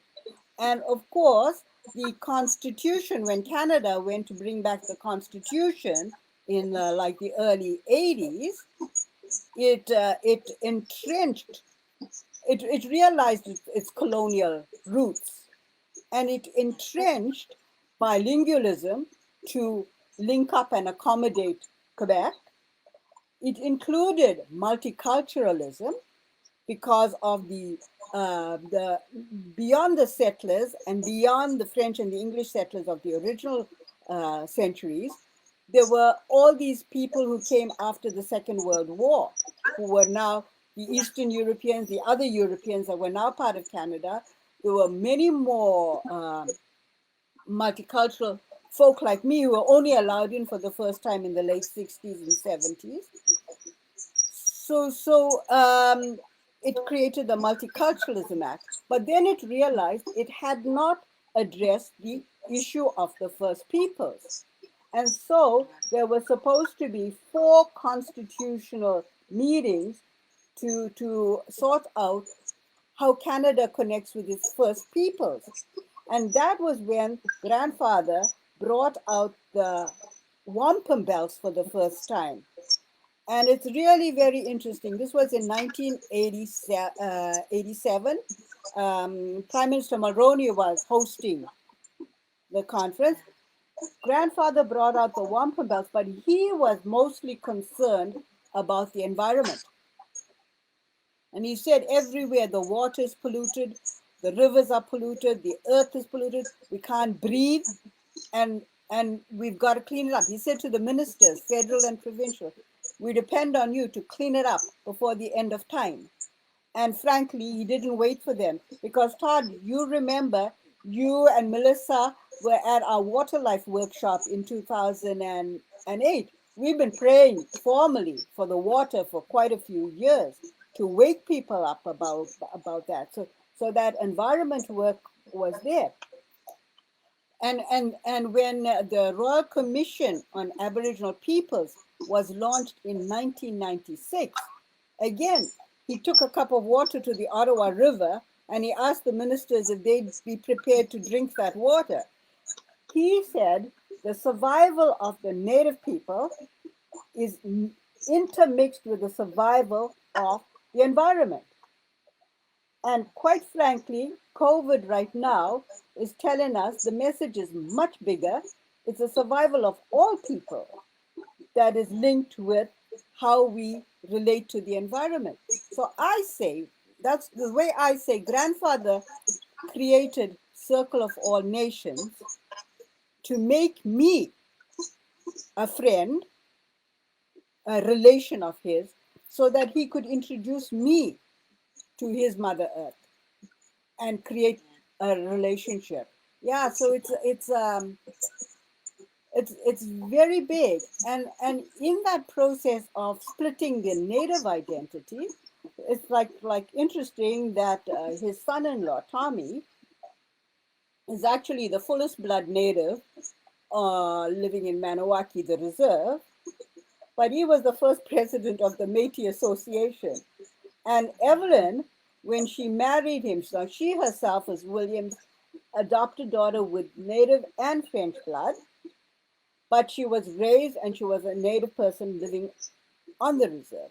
But when she married this true blood native person, she lost all her rights and her status really as a native person. Like, I mean, it's so mixed up. The story of William's family could be like part of the history of Canada. But talking about history, I must just say before I go to Winnie, thank you for mentioning Kirk Whipper, Ellen. I was actually saw his photo today, and I thought, oh my God, I got to get Kirk into this canoe story because, of course, he's the founder of the Canoe Museum, and there's just too much for us to talk about and too many photographs. But Todd, also when you were talking about how we soak the wood and stuff like that to shape the gunnels, I want to also acknowledge William's late friend John Garron, who created that electric trough for us for the canoe building. You remember we used to plug in that machine and heat the wood when we were building the canoe? And William's friend from the States actually created that huge trough so that he could soak the ribs and do that kind of work with the hot steam. That's how much this was an American white guy, that's how William's relationship with everybody evolved, irrespective of race, irrespective of, identity. And people paid back with so much of love. But that, I remember too, we had to go and replace the the heating element before your project. It was, yeah, so remembering John Garren, I was going to actually show a photo of a canoe of Williams that I photographed in his house in Treetop, Pennsylvania, still hanging on the roof up there in the garage. And that, of course, will bring us to Winnie, who actually uncovered Canoe in Roskilde Viking Ship Canoe Museum. Winnie, thanks for waiting so patiently. Share a little bit about your background with us. Yes, thank you, and thank you for that I can be here together with all of you. It's so nice, and it's so nice to listen and learn and exchange. So thank you. So my background, I live in Denmark, and my background that I've been since 1998 been an animal communicator. Been working with spiritual awareness and imagery and so on. And then from a couple of years ago, I began to get some hints from the spirit world about trying to track down the canoe that William made. And it brought me out on a journey, let's say that. A very, very beautiful journey. And a little later, before we're jumping into the interview again, Scampi Messen, that I will, just before we jump in there, I will share some symbols I found at the canoe and how the canoe looked. And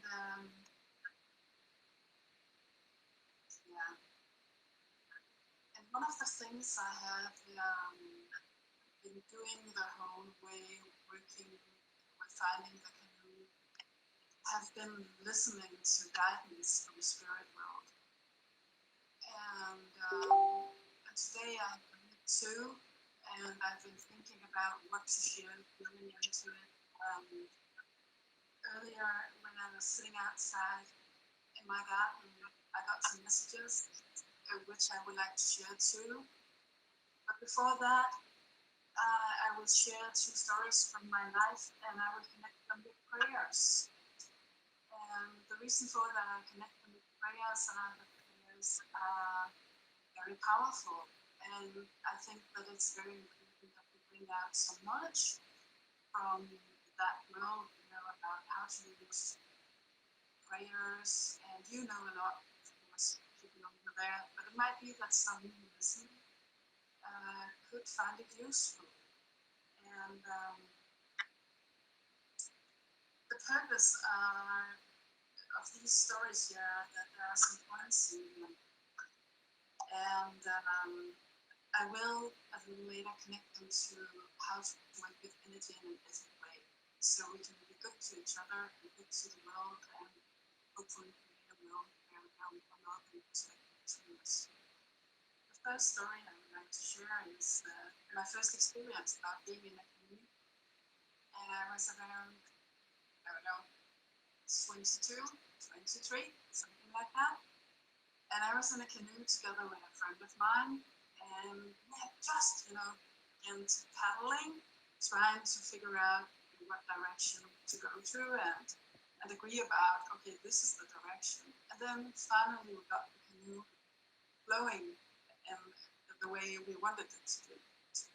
And then just out of the blue, another canoe came towards us with three almost naked men in it. And we were like, oh my God, we completely lost our concentration and our direction, and bumped directly into the holders of the bridge. And there we were, totally we have lost, our track, but we had fun. The other story I would like to share is story from communication I had with a horse, and that horse was sharing with me that the horse could hear some sounds, which was, to me, it sounded like a motorbike, motocross, on a tractor.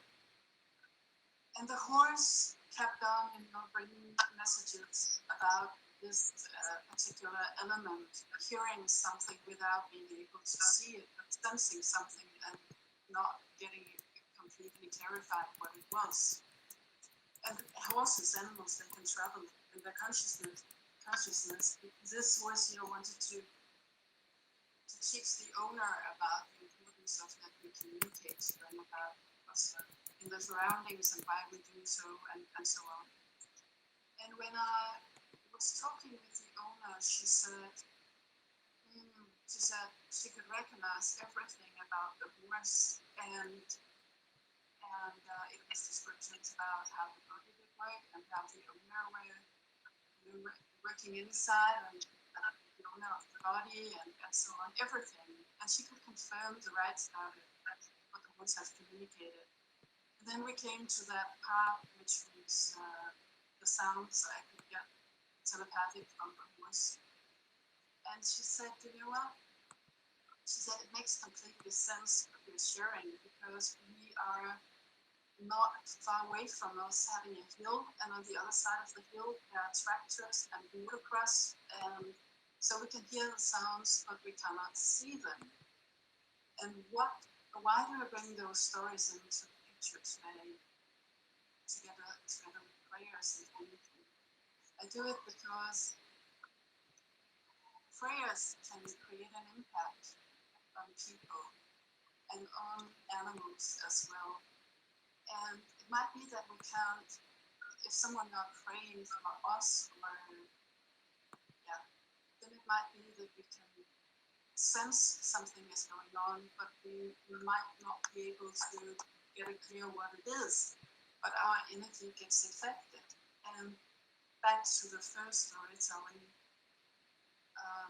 being in the canoe, of course, our personal energy can be affected by circumstances. When we get led to look at something or concentrate about something, then we can get affected. But if we imagine that, we know that we are all energy, thoughts and feelings and so on are energy. And we know that water can be affected by how we think and feel, and we have a lot of water inside us. And back to the story about the canoe and we bumped into the bridge. When we think about prayers as they create an impact on others' energy system, it's very important to be aware of how we use them. And we could look at it like you can be in a canoe and I can be in another canoe, and it's like we have water between us, like an energy field between us. And when one is moving in the water or praying, it will create some waves which will create an impact on the other person's canoe, so to say. So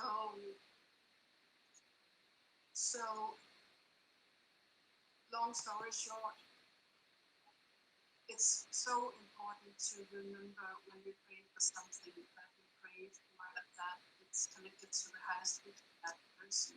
Sometimes we can get, that was what I learned a lot about just before I went on the canoe journey. Sometimes people can get so eager to get their ego needs fulfilled that they can abuse other people, or they can manipulate their energy. And I just wanted to share about the importance of creating an impact from the heart. And when I was stepping into the canoe journey, it felt like all the doors was just opening up, like bringing me back to life and bringing me close to connections who were really respectful and good people and interested in the canoe and all that kind of stuff. And I will share about the symbols at the canoe in a minute, but some words came to me today when I was out in my garden. I would like to read them here. And it says, when people want through prayers to intentionally shape other people's circumstances. They break the laws of life and the universal flow in each being will be less free. Waste of resources, it is called in the technological world. Use prayers with benefit for all and say thanks for teachings. Eat with an open heart. And the beginning of this was actually, we build better if the intentions are with us. Prayers are like intentions, use them wisely. Appreciate prayers. Appreciative prayers are grateful beings who quest to shape even better. Building a boat includes prayers. We don't say without giving. We give with the intentions of giving more good. Yeah. And one of the things I really was exploring when I was on the journey trying to find the canoe was that William, he had created an impact on the Danish people with his way of being that has been so strong. And he seems like he's been so pure and so good-hearted and a lot of humor and a lot of warmth. And I'm so grateful for that, that I explore this, and I'm looking forward that we share the interview with Jan. And some of the parts of the interview are, of course, based on Jan just sharing, but other parts of the interview are also brought in because there were some guidance about what we should talk about before I came out to Jan. And I really hope you will enjoy it.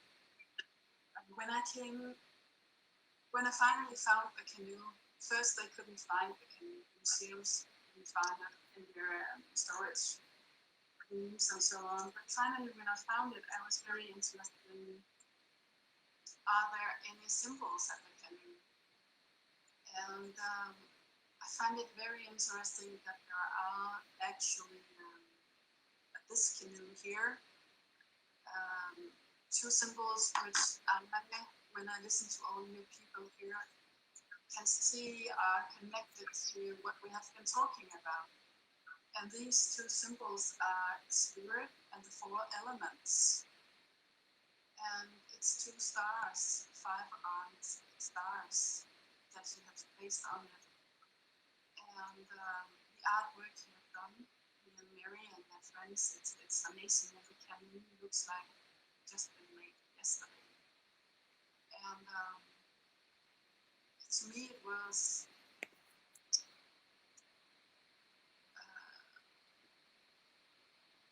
big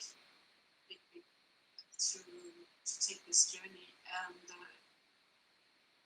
it was big for the people who worked at the museums as well. And one of the things that was affecting us a lot was that when they opened up the box and found the canoe, they could see that the name of his tribe are closely connected to my birth name. And they got goosebumps all over, and it felt for me like, okay, I have kind of been searching for my family, so to say. And it has been really, really big, really wonderful. And the artwork you have done, it's fantastic. And I really honor the way that you people treat each other, that you respect each other, and you are doing your best to be in a world where we share with respect and love, and we integrate nature. And I really, really grateful for meeting all of you. And just before we're jumping into the interview with Yen, I would like to share a story that came into my system. It's about a turtle, a 60-year-old turtle I had a telepathic communication with. And his name was Bigfoot, Bigfoot. one of the things he told me was that it's very important for a turtle to be able to dig down and get under the get down in the earth. What do you say? I don't know how to say. But get down under the surface of the earth. And what he explained to me was that when they get down under the surface of the earth, the moisture from the earth enter into their shield, and when the shield get that moisture, the shields become flexible and the energy moves better in the shield. But what he also told me and shared with me was that when a turtle moves, the shield ain't getting enough of fluid, then it gets stiff and it affects the organs, so the organs can't move just as much as they were supposed to do. And I find it so fascinating how much we can learn from earth and animals and so on. And I'm just happy that I can share it with you and you honor earth and the elements and share this tools of images now and so the speaker. Okay. Thank you very much, Winnie, for sharing all of that. We'll get to the interview a little later, but while you're talking about the images, here's a couple of images from the Canoe Museum of William's canoes, a display dedicated to William and Mary Commander in the old museum. But what is really interesting about this is it was harder to go and get the winter bark of the trees. And at a certain period, William was one of the few people who actually went out in the winter to get the winter birch bark so that they could do that kind of etching on the canoe. So in a sense, it combines the notion of a practical, physical craft that took you from place to place, but it also put in the spirit of art and creativity in the creating of this amazing craft. And of course, with William, then he imposed the iconic energy of the creatures, of the symbols that were really important to him.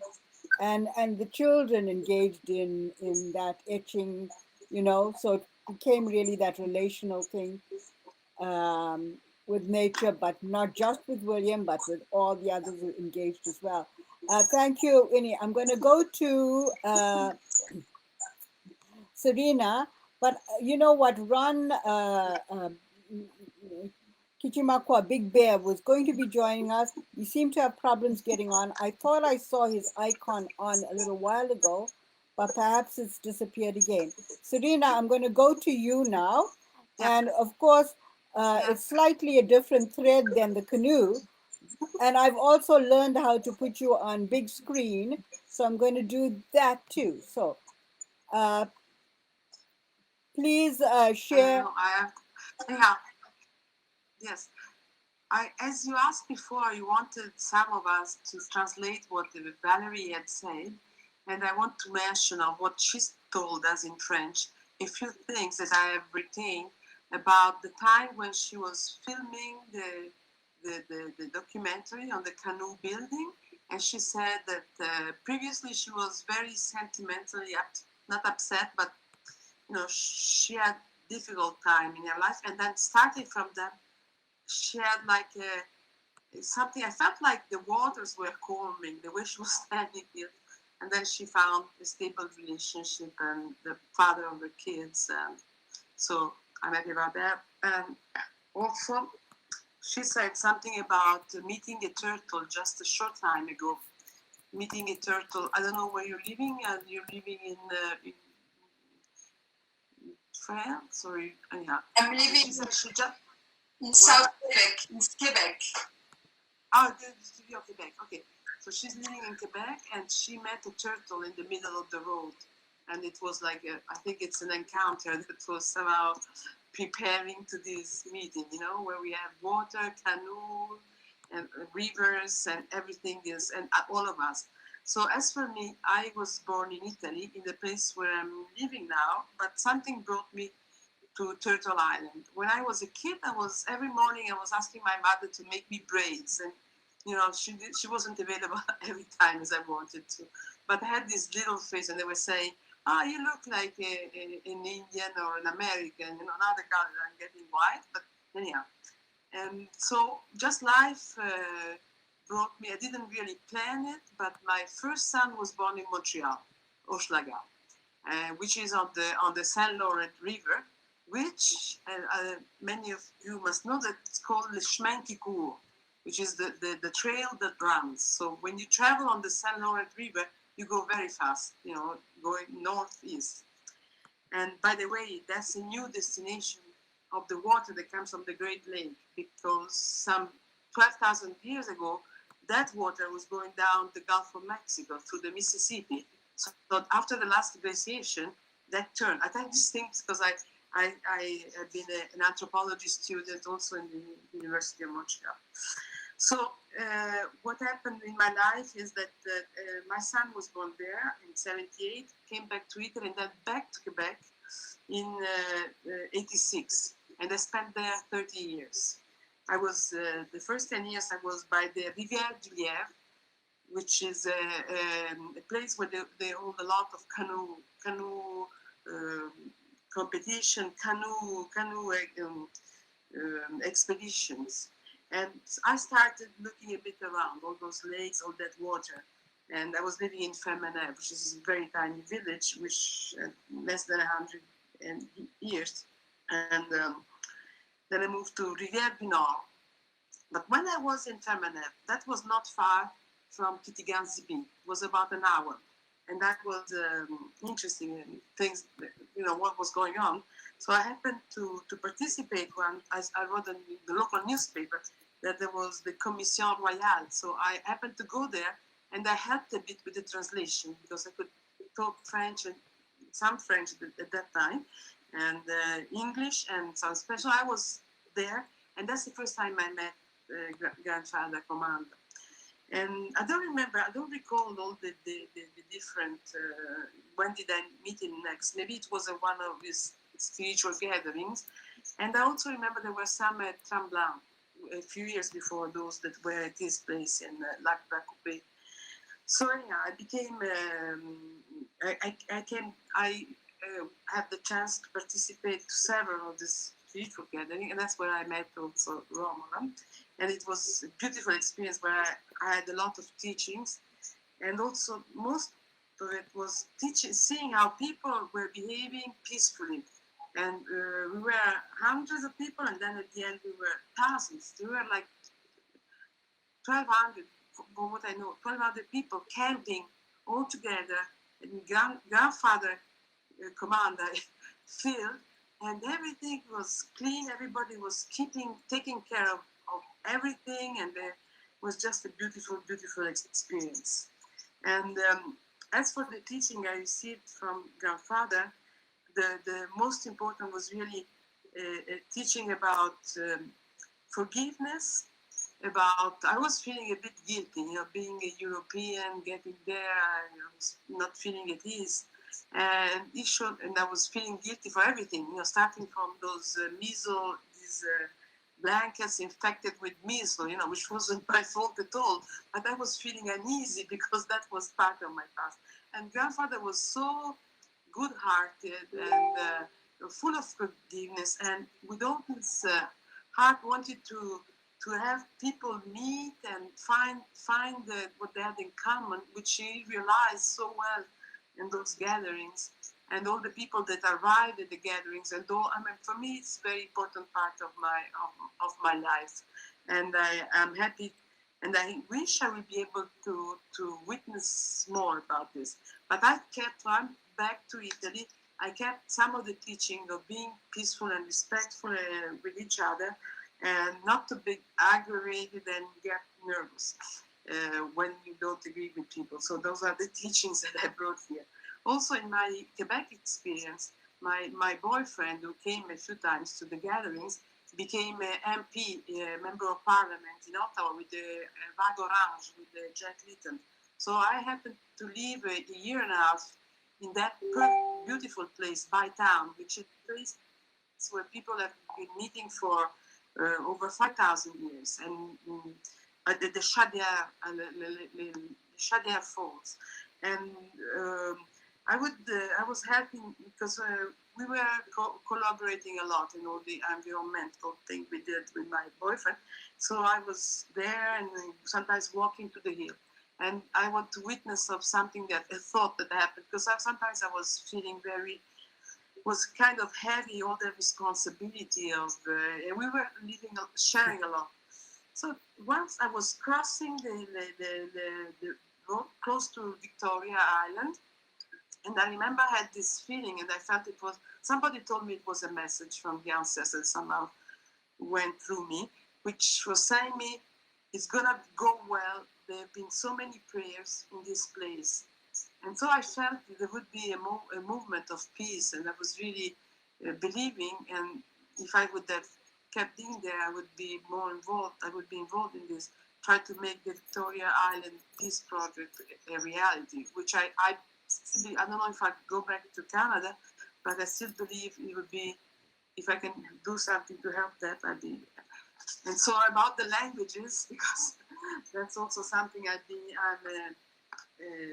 I've put together the thing of being an activist for many years, and the thing of being as a formational linguist and anthropologist. So I got involved into revitalizing indigenous languages, and I've been volunteering with a group in Mexico, Oaxaca, and I've been part of this Foundation for Indigenous Languages, which is in the UK, and which is now, this year they are doing their 25th anniversary, and they had a conference in Ottawa at Carleton University in 2013, and from that there was a group that founded the Foundation for Indigenous Languages Canada, FEL Canada.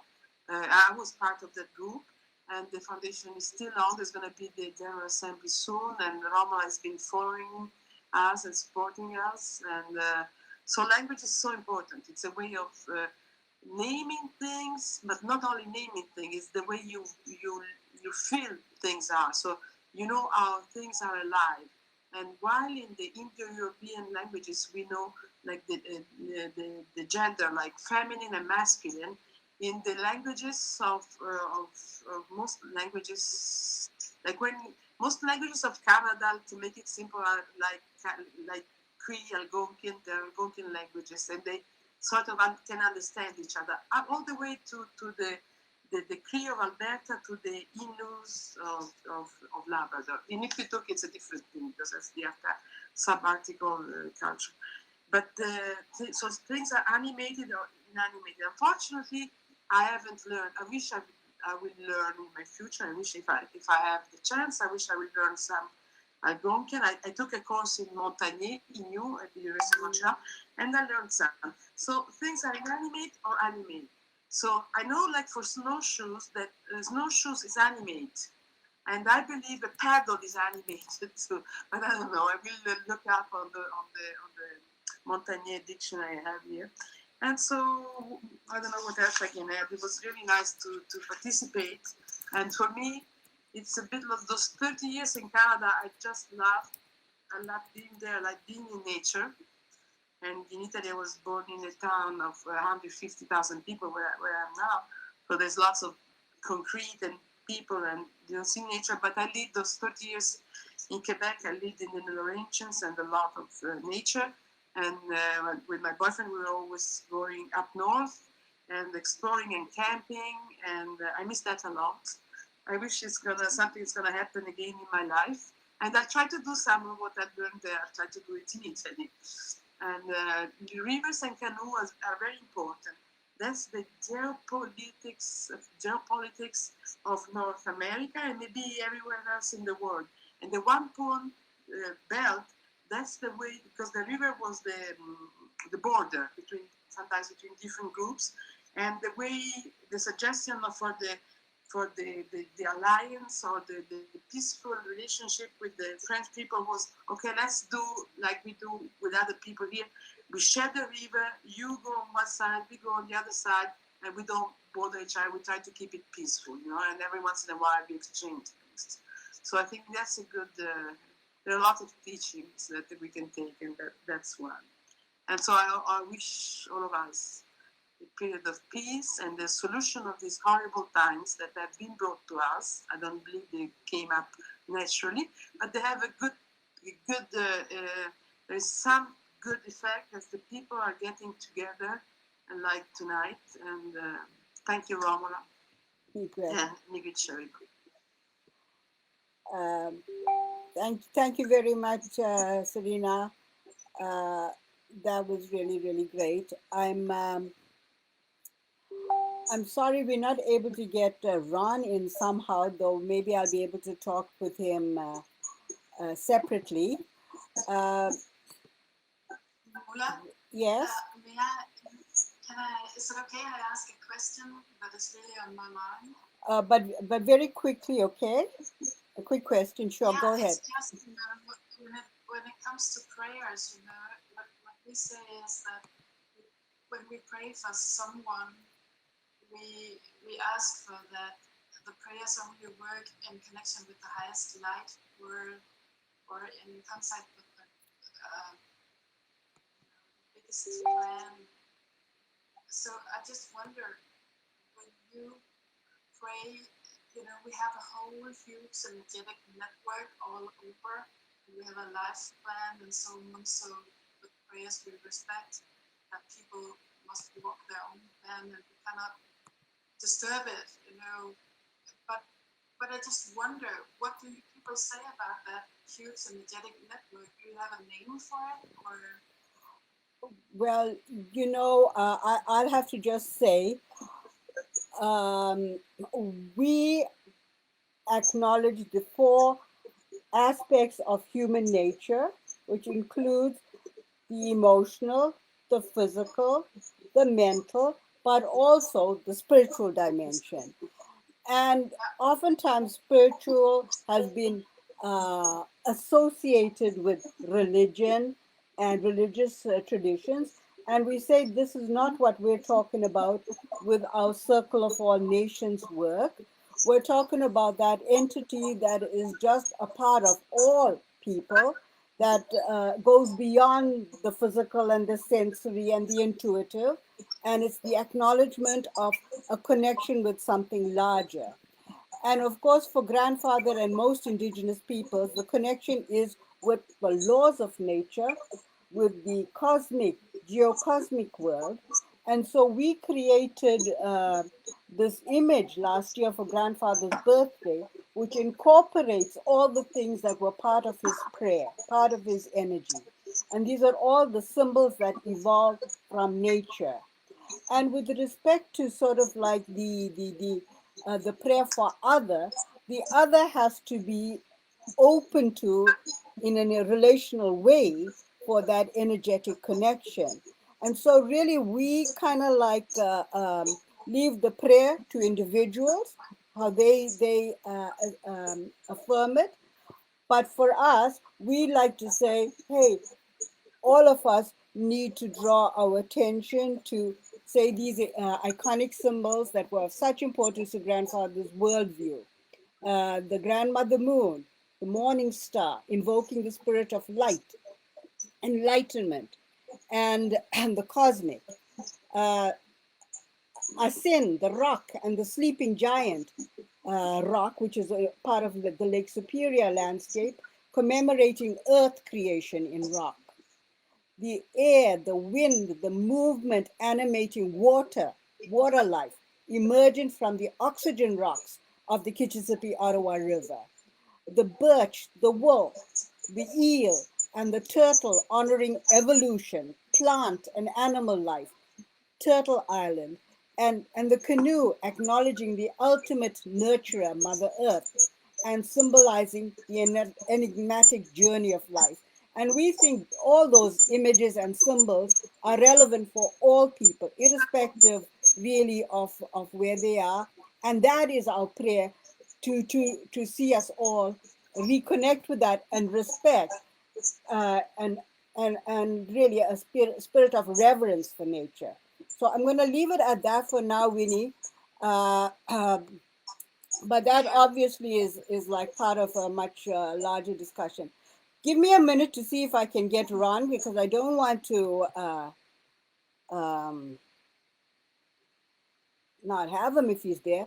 But while I try to connect with him, how about all of you around the circle, um, taking a minute to share a little bit more? It's really, really, a challenge for me to do something like this, because there's so little time for us to really, really engage on such a variety of issues. And even though we do this like more or less once a month, there's so much to pack into a story. And I'm so grateful that you join and you add your voices. Please feel free to share right now while I go and see if I can find Ron. And we also have our friends from Argentina awaiting us. Okay. I wanted to share some really simple teaching of grandfather when I was, from one sweat lodge to the conference space to the, he said about the ecology of being, He said to me, Leonardo, the easiest way to being able to have a relation with life is empty your cup. And I'm like, what? Empty your cup of what? Empty your cup of knowledge. So when you approach a plant, when you approach a person, when you approach an element or a conflict, empty whatever you know, because if you don't empty that, you will be your cup will be full, and will be full of prejudice, of judgment, or things like this. And I tried it once.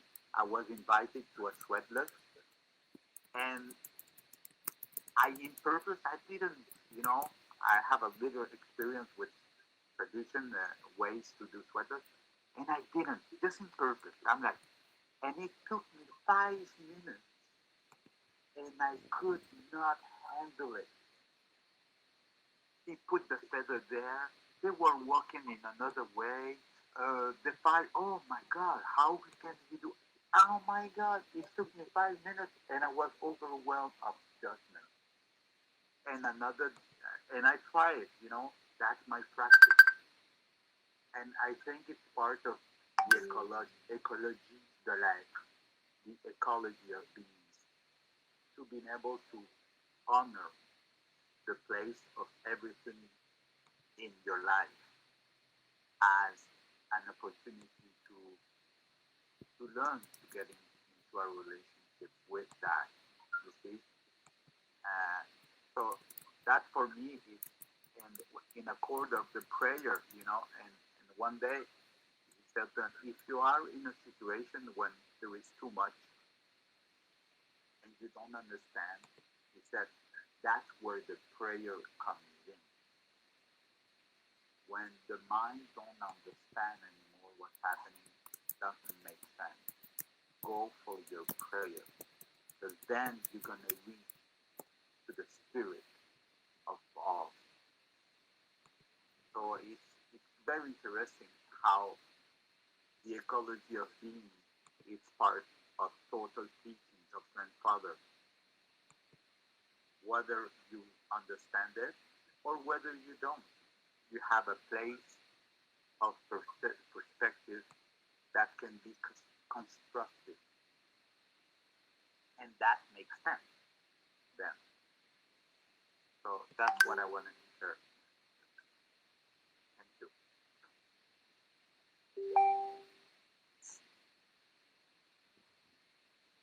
For me, it's a little funny because not what you said, Leonardo. I agree with you for what you said, but into what is happening today and what each person said, I see some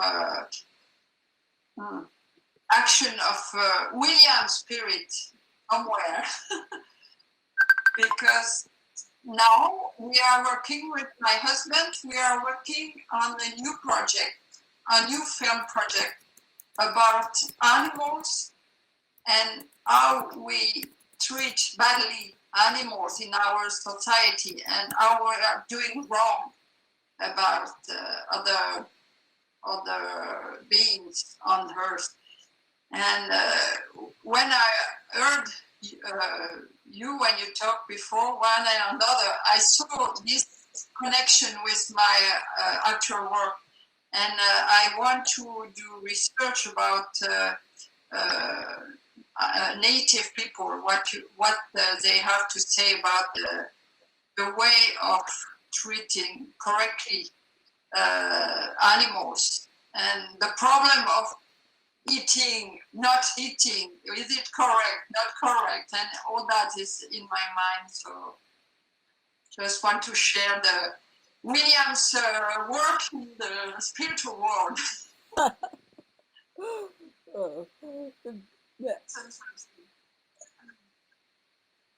Thank you. I just got you on full screen for a minute.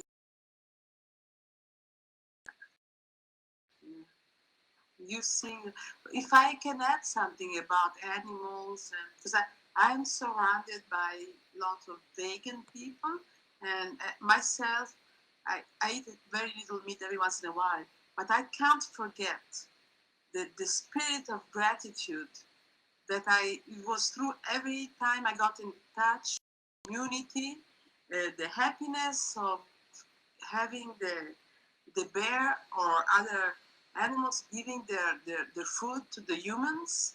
And I was in Wendake once, and we went to these restaurants, and it was always, I always thought, I haven't killed the animals myself, but if you have a feeling of gratitude and you don't abuse, if you take a little bit of the force of that animal, and that animal maybe live the wildlife, or just I don't see it as a sin.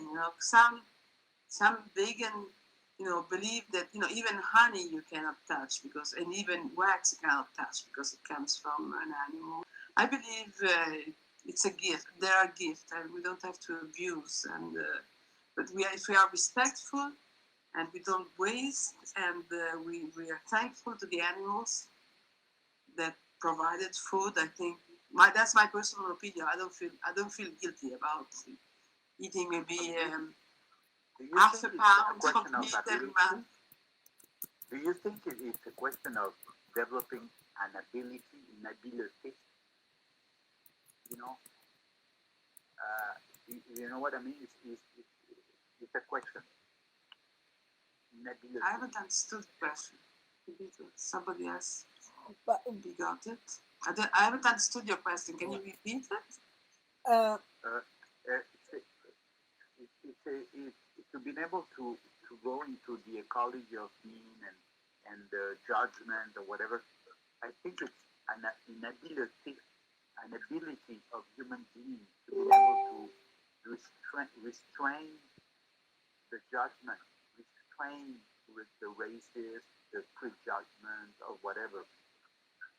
To be able to make space, I'll give you all a grandfather example. Okay, so one time I took grandfather to the Lamakaza prison, and he wasn't well, but it was a native feast day, and they had wild food. And when I phoned him the next day to say, "How are you feeling?" he said, "Wow, the beaver did me good. Eating the natural medicine was part of his health and his healing." And then another time, in terms of that eco thing, he was talking about that wild food and health, and was talking about moose meat.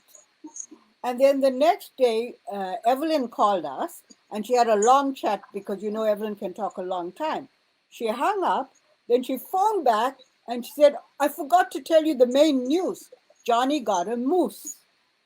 And we started to laugh because actually William had called in the moose. But at the same time, as he began to realize how the wildlife were becoming so stressed by lack of habitat and all of these things, he knew we were going to have to stop hunting them, stop eating them, perhaps. So it was really going to become like a kind of a challenge, the challenge that there is right now. And also, when we used to go to Varangi, the Algonquin people over there, the bush people who are fishing and hunting, were already showing us the livers of animals that were diseased. So in a kind of sense, this is a very big story. When you were talking about the sea life earlier, you know, one of our students watched that sea piracy or sea piracy a documentary that's on Netflix right now, and he said it made him cry when he realized how we are abusing all the sea life. You know, our wounded turtles are only one part of the story. The big trawlers that are depleting the oceans of life and the food for the whales and the dolphins are another part of the story. So it's almost like we're compelled to think now about things that we didn't think before. And I know the Zulu shaman Credo Mutwa, who also wrote about like the cosmic and the laws of the stars and the laws of nature. I mean, maybe in 1960s, he predicted that humans would have to become vegetarian. Because we were already depleting, you know, healthy balance. Anyway, I'm going to now excuse us from this conversation because I've got to invite Ron into our conversation. Then I have some guests from South America who would like to be part of it, but I don't know whether they're going to get on Facebook. So here we go. Let me try this. And give them a minute. I don't know if you guys have ideas whether we should have number limits in the future so that we can all have great conversations. Here you are on the big screen, even if you're not with the other gang. But there you are. Ron, how are you? I'm doing fine, and you? I'm sorry. Yeah, Mercy, you were supposed to help with Dominic with the translations or all of that, but I'm glad we got you. I'm sorry the communications didn't work, but tell us a little bit about yourself, a little bit, because we're really at the tail end of our program now. I'm doing not too bad. And you? Good, really great, despite all the other tragedies of the world. Finally, we got this going. Yes. And Ron was a sacred firekeeper when grandfather was wanting to protect forests. He comes from the part of Quebec that we have driven through, the Ottawa River watershed area. And we've seen special areas that his aunt still lives in. And also Ron used to harvest sweetgrass and make sweetgrass braids. And that's actually how he connected with Winnie several years ago. But you used to bring those braids to us at Chaudia Victoria Island, to the elders over there. And I must say, for people who have raised the story about the Indigenous Healing Center at Chaudia Victoria Island, unfortunately, that vision, that dream was co-opted by development. And so it has not manifested as Grandfather Commander intended. Instead, the sacred site of, 10,000 years has really become a privatized commercialized place. But what we are in fact doing here is really the virtual Asanabka, the virtual vision for uniting people of diversity, talking about land, talking about indigenous values, and really hopefully creating a global digital village till Chaudia retakes its place and manifest, in that place of inclusion. Yeah. So, Ellen, yes, your efforts with Prime Minister Harper, our efforts, many efforts have been thwarted thus far. But that's a separate story and not part of today's major discussion. Okay, Ron, tell us about Uncle, the Birch Bark canoe builder, your Uncle Joseph Fournier. Yes. First of all, there was a lady earlier that was talking about La Lièvre, and that's where the part of my people are from. And anyways, this is where we had the area of Jumel, Quebec, Cheneville, Quebec. That's the area where we had people living in there. And my ancestors were building birch bark canoes there for a long time. The canoe races were called La Regate, which basically translates to canoe races. And they did have those canoe races every year, which would basically pit everybody that made their canoes. And how can I say this? Whoever made the best canoe or fastest canoe would be the winner eventually in that canoe race, which some of my ancestors, like Yassin Canal, which is wiped out, and also we can ask my grandpa and my great uncle Joe Fournier and Pierre Fournier. They were the people that were making canoes back then, those birch bark canoes. Unfortunately, from what I was told from my great uncle, I'd say about 10 years ago, is the material they used to use back then is not available mostly anymore due to the acid rains that the weather changed and is eating all the birch, birch trees. If some people can still find all those big birch trees, I guess they're lucky. And other than that, though, from what I've learned is also from the teachings, is about the spiritual canoe. Canoe, what it represents to people. By the way, I've heard everybody's presentation, even though I couldn't come online. I was able to view the video, so congrats to everybody on that. And I was listening also to Evelyn Commander Begochi's prayer when the video started. And we're all related to these people. And I just want to say miigwech. I don't know if there's anything else someone wanted me to add into this, but it's an honor and pleasure that finally we could connect here, Romola. I say miigwech, even though I couldn't join your group. I don't know what's going on with my Facebook page connection to the Circle of All Nation. It doesn't give me that option. But miigwech, we were able to make this happen through your magic at your end. So. And we can see all of you, and you're occupying a bigger portion of the stage right now. So this is wonderful. Thank you for trying, and all the best to your brother, because I know we were worrying about that too yesterday. But good to have you. The technology is both just such a blessing, and it's also such a challenge because we just never know how it's going to work out right.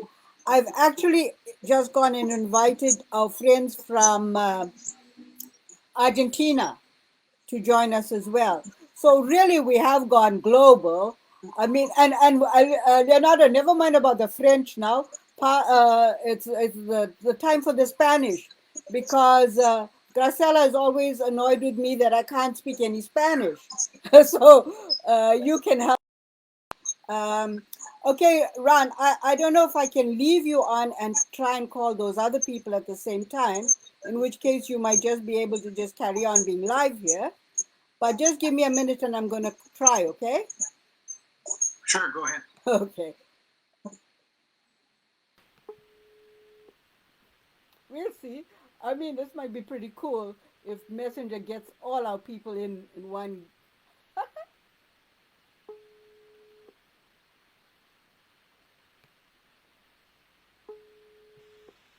don't know if that's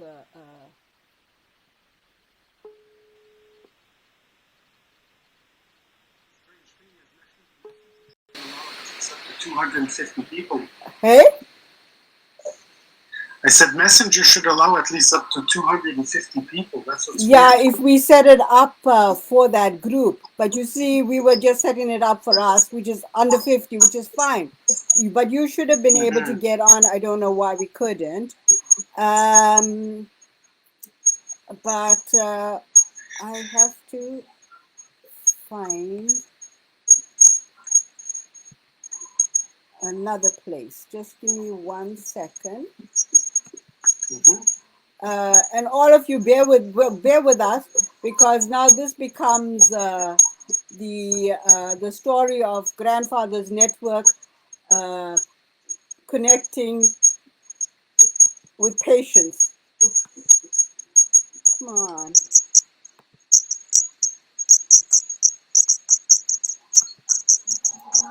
Bueno, entonces, mientras tanto, puedo compartir en español. Sí. So I don't know if you hear me well. Yes, okay. we do.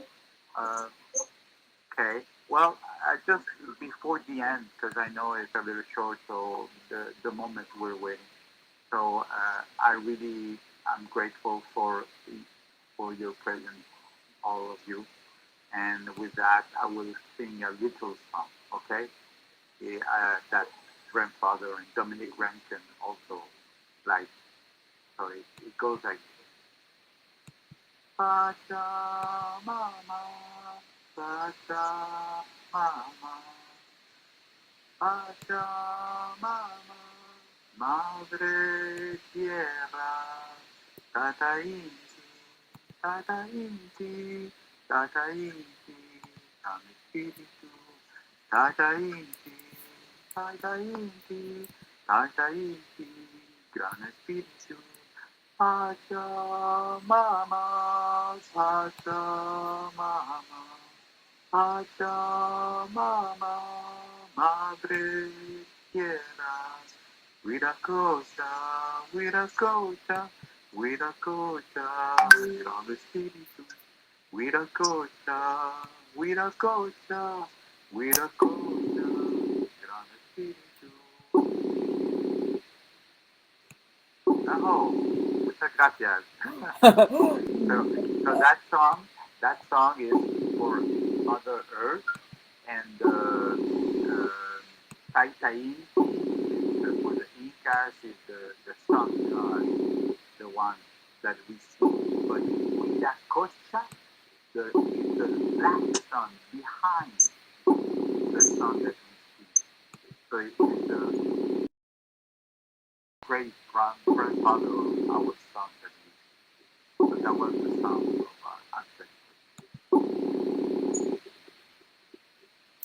Thank you, Leonardo. Our friends are anxious to track us, but we can't seem to get them. Hello?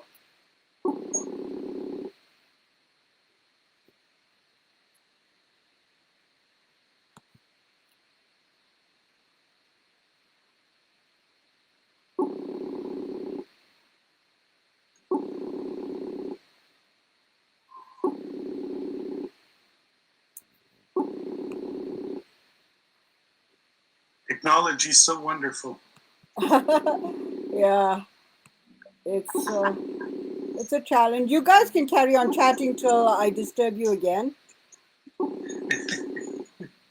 I saw Winnie earlier also giving her presentation. The one that I found quite interesting is the lady who spoke French there also.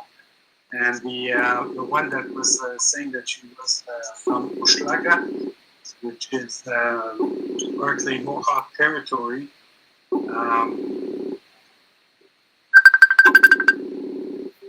Found that very interesting when she mentioned about La Nieve, which is the main waterway of which connects both the North and the South Nation River here in Ontario also. It forms as like a cross to the Ottawa River. So you got the North Lièvre, which is the Nation River connection, and the South Nation that connects up to Castleman. And it's quite amazing when you hear about these waterways, which used to be our super highways in the canoes. We have a new guest. Yes, all the way from Argentina. Hola. We have our other friend joining us. But thanks for that about the connection, because actually the canoe and the rivers, the journey. Oh my gosh! I hope nobody else is calling us. Yeah. You know what, Romola? Yes. It feels as if you have two conversations. What I see on the messenger is that you have like two calls. So well, you see, yes, it's true, because our friends have been calling and calling and calling. But anyway, we've got them on the right group chat here. We'll keep Ron on his separate chat, and I'm going to now go and put the big screen on Graciela, and we'll see if we can hear her. Graciela. Can everybody mute their microphones who's not speaking? Because I think that's actually contributing also to some background noise. Okay. Graciela, I saw you there a minute ago. Where are you now? Now I am in the city of Mar del Plata in Buenos Aires, in Argentina, the province of Buenos Aires. As I told you before, it's a great honor for me and for all my organization to be part of the anniversary, 21 anniversary, of the gathering that you have.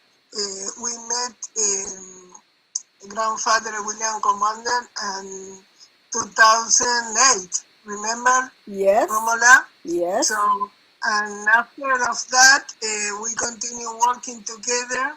I am the leader of a foundation that works especially with United Nations and many of governmental projects, but we don't make political parties, nothing at all. But the most important thing is that the Circle of Nations represent us in a global conference in South Africa. Romola was our representative. I don't remember exactly the year now. 2011. 2011. And my father used to have a very particular relation of pure love also, like brothers with grandfather. They unify in many dimensions. But in this opportunity, I want to share with all of you that I am regional coordinator for the executive committee, global committee of NGOs of the United Nations, and we used to work very much with Mercosur and also in United Nations, in different organizations of United Nations. In this moment, I know that we have little time, short time. Excuse me if my English is not so perfect like yours. Leonardo is going to translate if we don't understand you, but we're doing very well.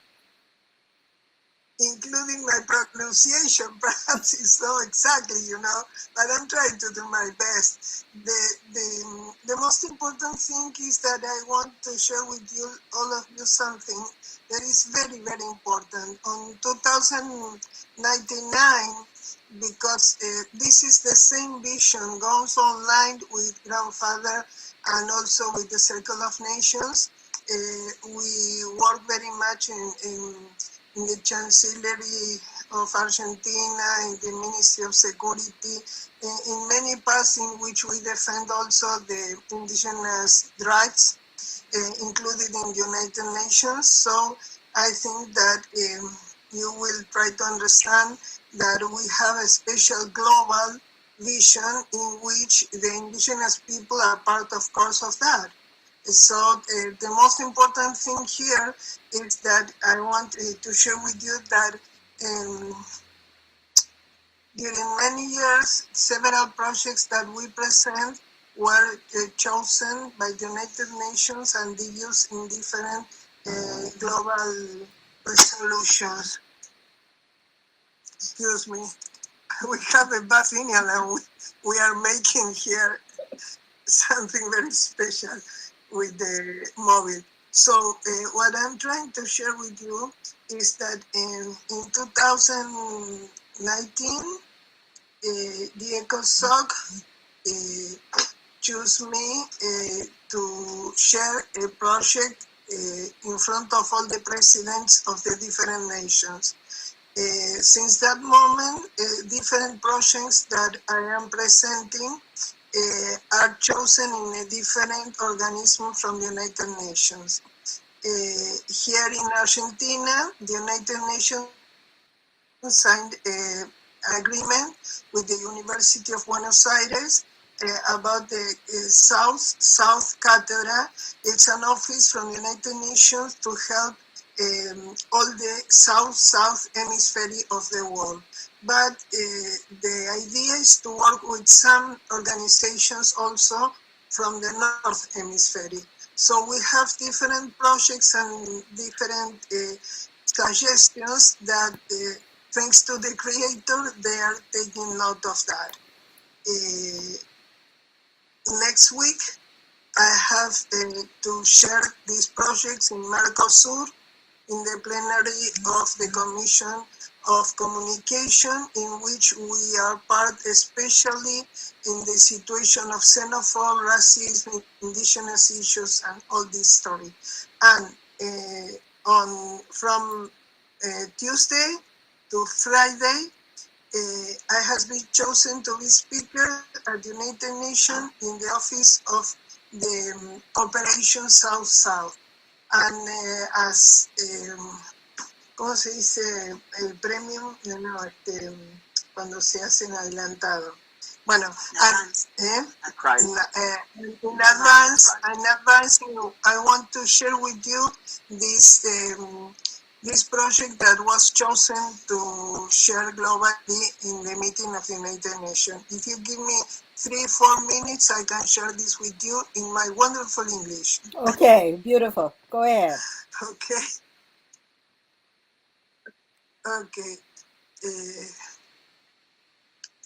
We suggest to bring the states closer to the global population and to the importance of the understanding of the nature of the emerging true role of the UN Charter and the spirit's purpose that conceived the UN as harmonizer of the international promotion and international cooperation, which main goals is, par excellence, the prioritization of common welfare of all people of the world.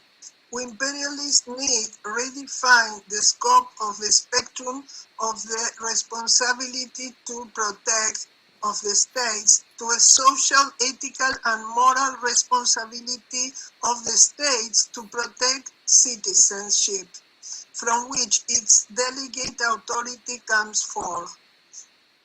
It's necessary to open the spectrum of the field of action of the application of the responsibility to protect principle to global population by analyzing what is understood and who is part of a vulnerable population in the face of crisis situations such as those generated by the COVID-19 pandemic.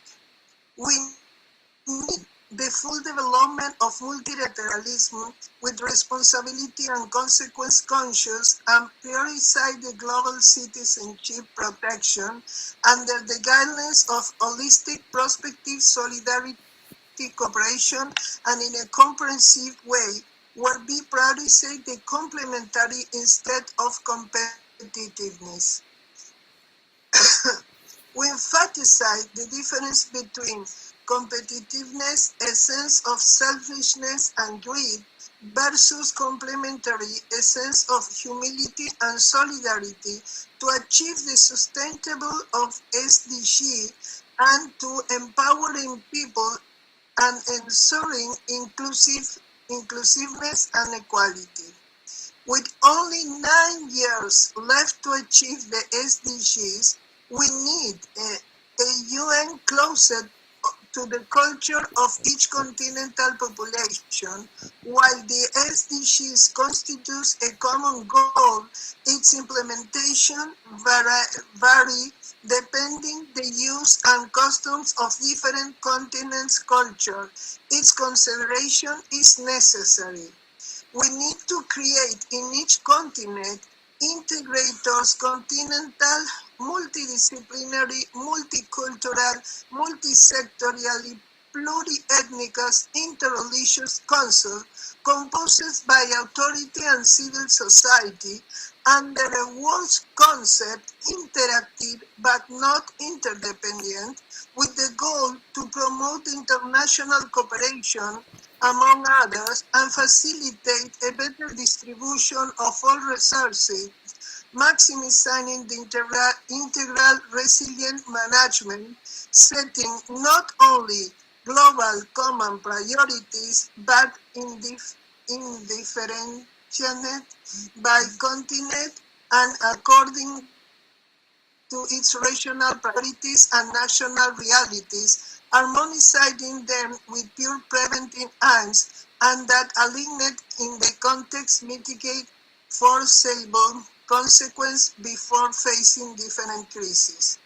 Today, the global challenge claims from the authorities the exercise of a preventive diplomacy to the effects to disintegrate active blocs that conspire against the SDGs achievement, meaning the strengthening of sustainable development. That, if you can understand my English, that is the vision, and hope that you can have also a guide to support also, because I think that the pluriethnic vision is the global vision that can help all of us. In the name of the Creator, we hope that many people of different parts of the world can understand, Up to now, we are working and in touch with Romola since many years ago, more than 10, and we hope that we can do something together, no? I would like also to share, I don't know the project that this man present, I don't know, ¿cómo se llama? ¿Cómo se llama? The man that is with white cloth, you present a project also, no? No, you talk about the canoe, with canoe glasses. history. The talked man that has glasses. Leonardo. On the same chat as you. No, these these are all Circle of All Nations colleagues doing different things, not so much representing organizations as representing their own passions and their connection with Circle in this meeting. Yeah, she was talking about Todd, that he was talking about the project of the river, something like this earlier. But she said white shirt. So it's either you, Leonardo, or Ron. But Ron is talking about the T-shirt. And you really have not talked about your refugee organization work. Not yet. But that will be a separate conversation another time. But you see, Graciela, this is really basically all the friends of Circle of All Nations. And different people have passions for different things. And so in the different meetings, we weave the different work together. But for us, the UN Sustainable Development Goals are important, but at the same time, for us, Mother Earth, and then relations with everybody else, it becomes like one. It becomes one central mission.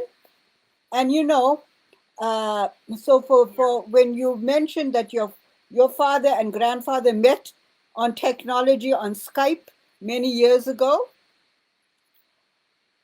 Your father's name was Isaias.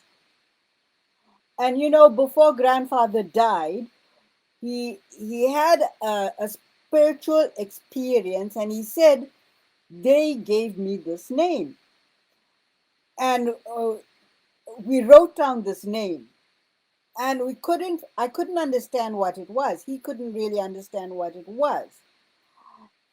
Last year, exactly the 3rd of August, when grandfather died, we had this big storm, tropical storm in the American Northeast. And I listened to the news 3 times, and then I suddenly heard it was saying the storm Isaias. It was the name that grandfather commander received in the spirit world. But a few months ago, I realized it's also the name of your father, but it's the name of the prayer for nature for us. And the other thing that's part of our prayer right now, it's also the coronavirus. You know, William received a Wolf Award, and his wolf was called Corona um, uh, Borealis, the northern crown, the northern star, the cosmic world, really. Actually, President Nelson Mandela from my country got a wolf project, Corona Australis, the Southern Cross. And both of them work for peace, for harmony. And of course, COVID is telling us we're all connected. It's a very big challenge for us, but we need that equality that you talk about. Maybe you can send us a copy of your presentation sometime so we can put our energies for it, and maybe we can also see which of our colleagues are specifically good organizations to engage as well.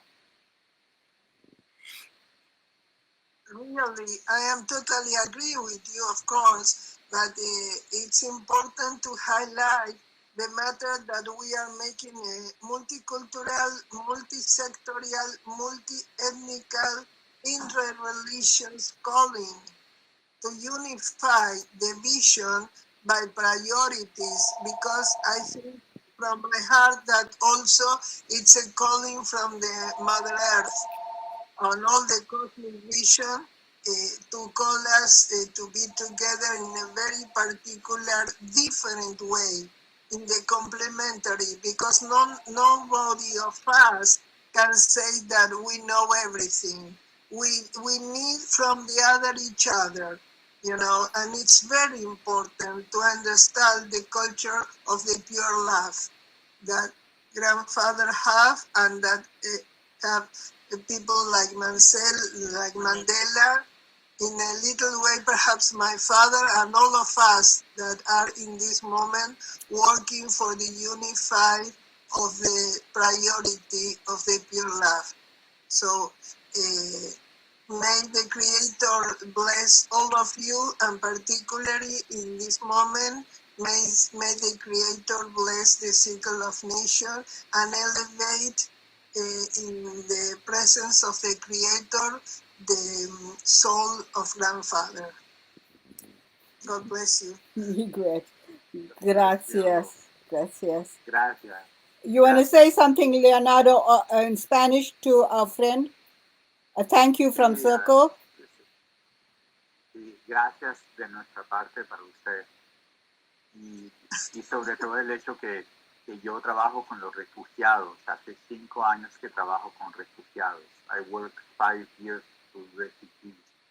Y lo que vemos ahora es el capitalismo y todo eso llega a un límite de transición, donde es bueno un buen capitalismo ecológico. You know, there is many ways of the competition can be healthy also. Doesn't have to be one win, one lose. It can be, we can all win. We have to change our perspective. And I think with nature avec la nature, we can arrive to a certain osmosis. Oui, equilibrium. Like, this, yeah, being able to build up a world, evolutive world.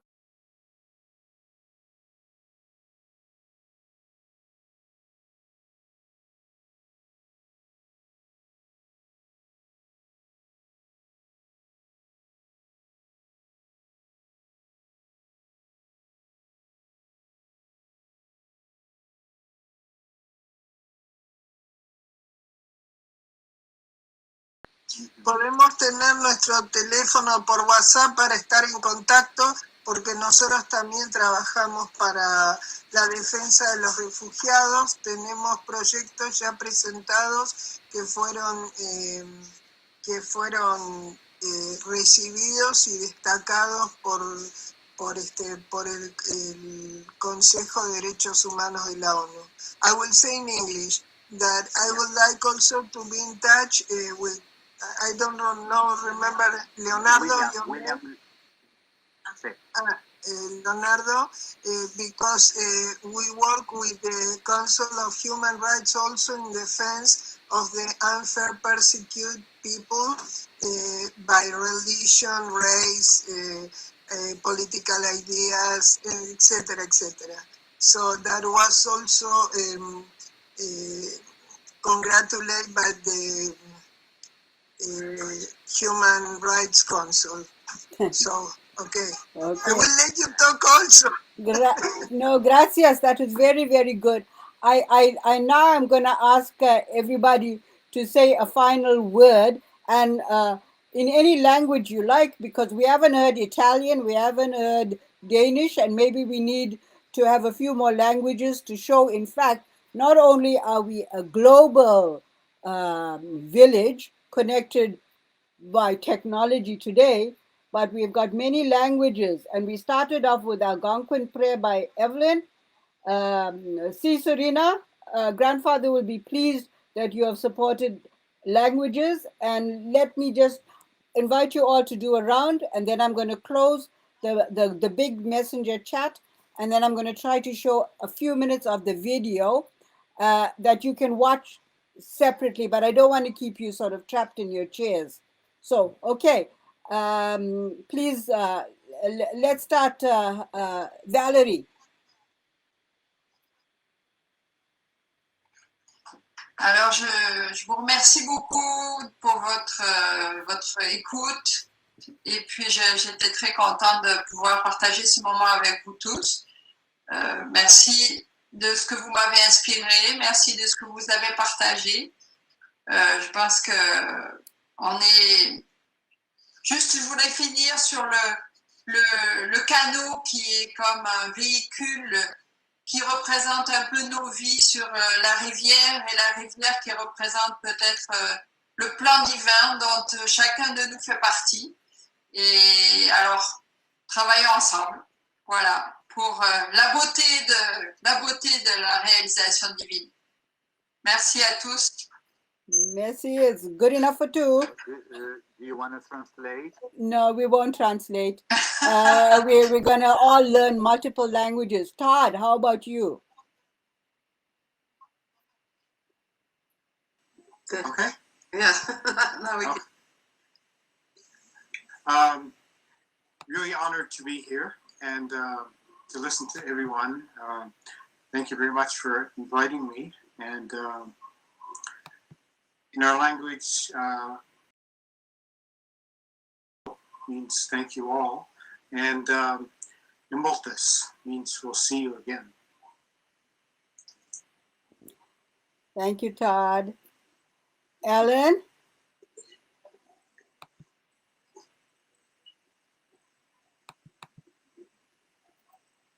Well, thank you very much. It was such a blessing and honor to be with all of you and to listen to all the connections to Grandfather William and his work, and as people are carrying on his legacy.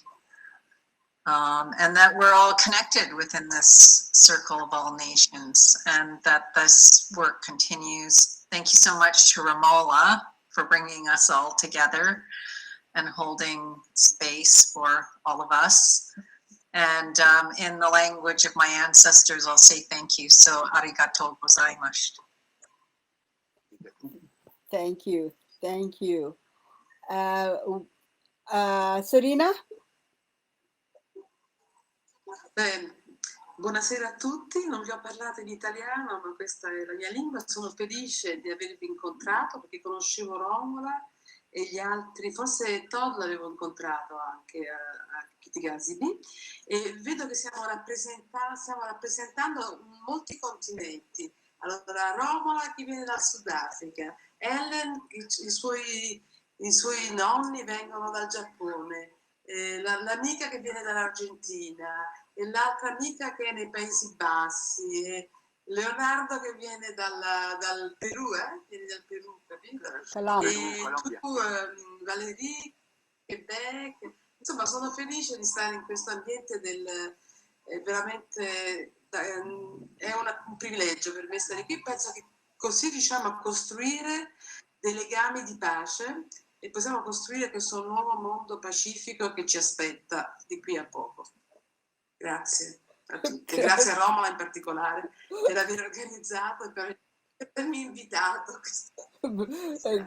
Grazie. It's great to hear the language of my name, Romola.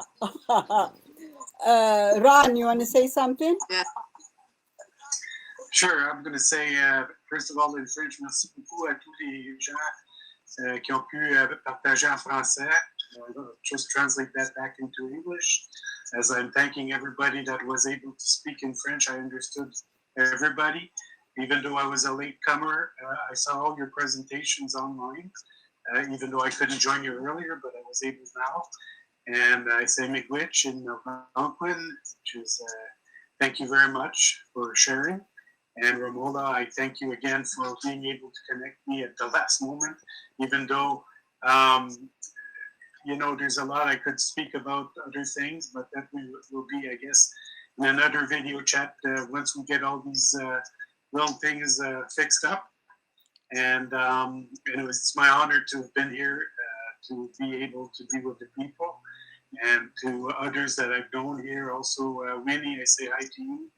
And to others, I say miigwech also for sharing. And that's about it. I'm very feeling privileged to have been here with everybody in this circle of all nations, in the circle of peace. Miigwech. Miigwech. Okay, so I'm now going to ask, we need to say a few words. Then I'm going to ask Leonardo. And then you guys, I'm going to say thank you very much for having joined us. And I'm going to close the messenger chat off. But I am going to then go and look for the video with Jan that Winnie talked about, where we have a little bit of William's canoe history from the perspective of the director of the Roskilde Canoe Museum in Denmark. And I'll show a few minutes of that, Winnie, probably not the whole thing because it's so late. But Winnie and I are planning to do another chat about William and Denmark and canoes. So we'll let you know about that pretty soon, and we'll do the full story then. Okay, Winnie, you want to say a word before I go to Leonardo? Yes, thanks. It's actually more easy to explain myself in Danish. So wonderful. So I will finish this here in Danish. Og så vil jeg sige tak til jer alle sammen for et dejligt møde. Og jeg ønsker jer alle sammen alt det bedste. Og jeg ønsker, at mennesker generelt, hvis det er bedst for dem, kommer mere i kontakt med hjertet og medfølelse, omsorg og respekt for hinanden. Dank. Leonardo. Yeah. Well, it's so interesting.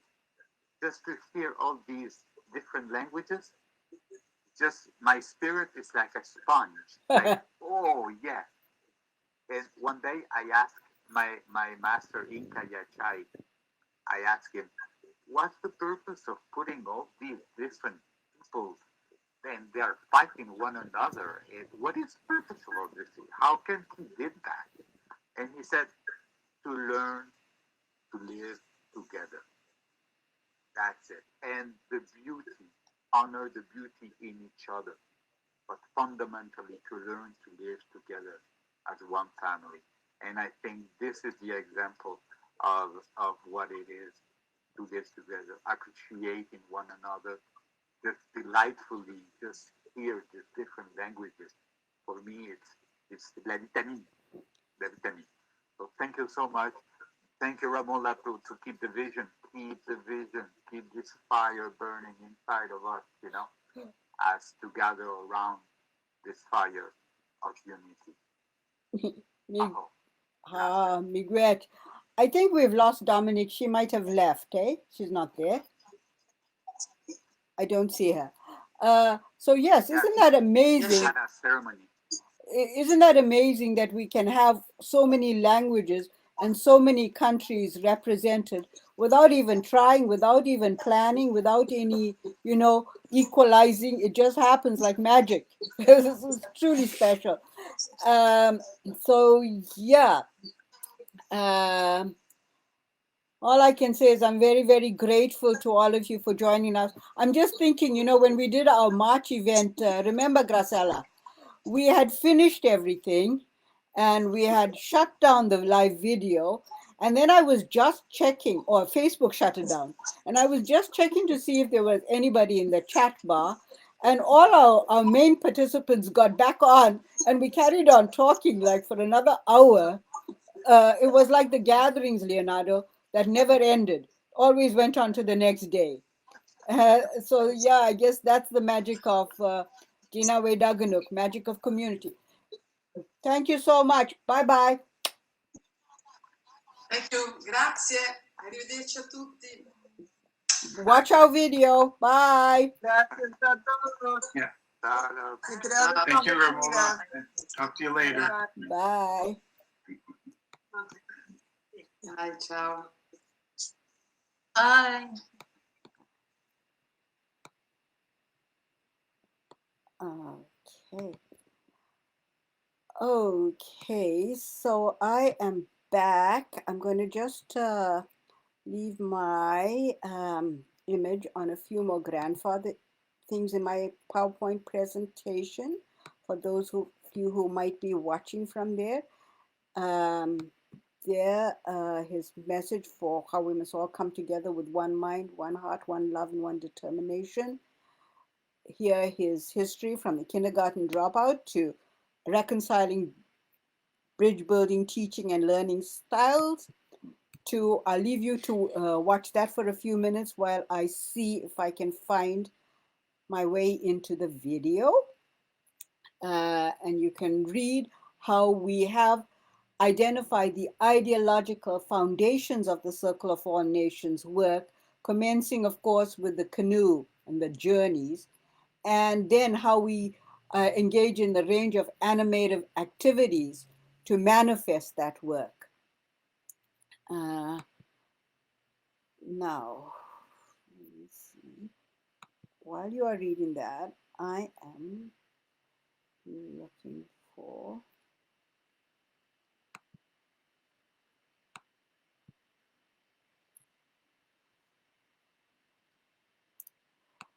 I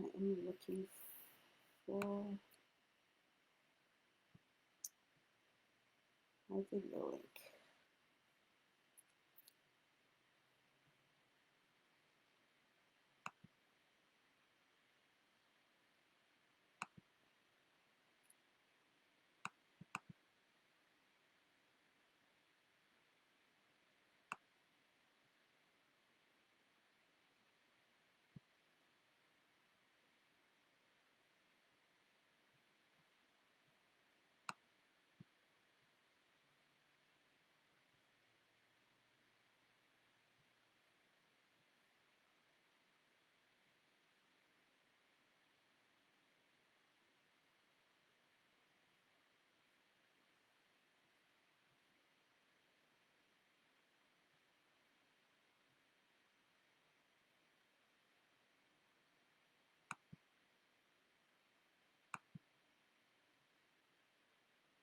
I guess my machine is getting so tired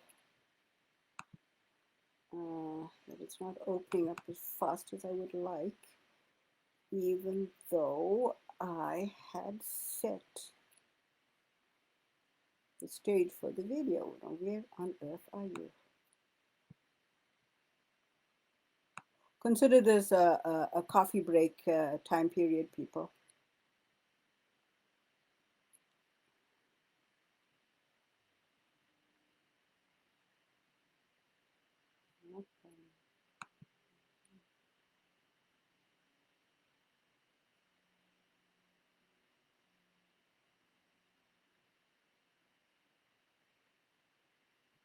There we go.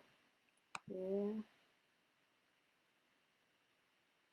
Yeah.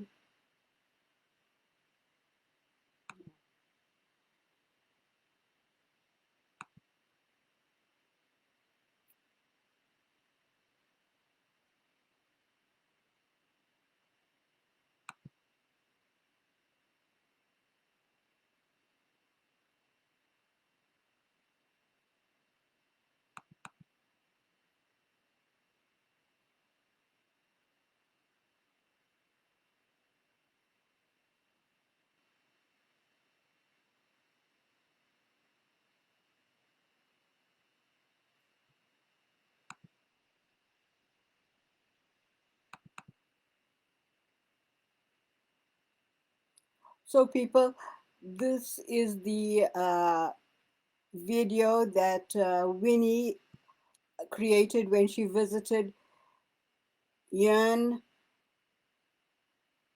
Scamby Marsden in Denmark. And it talks about his relationship, his meeting with William Commander.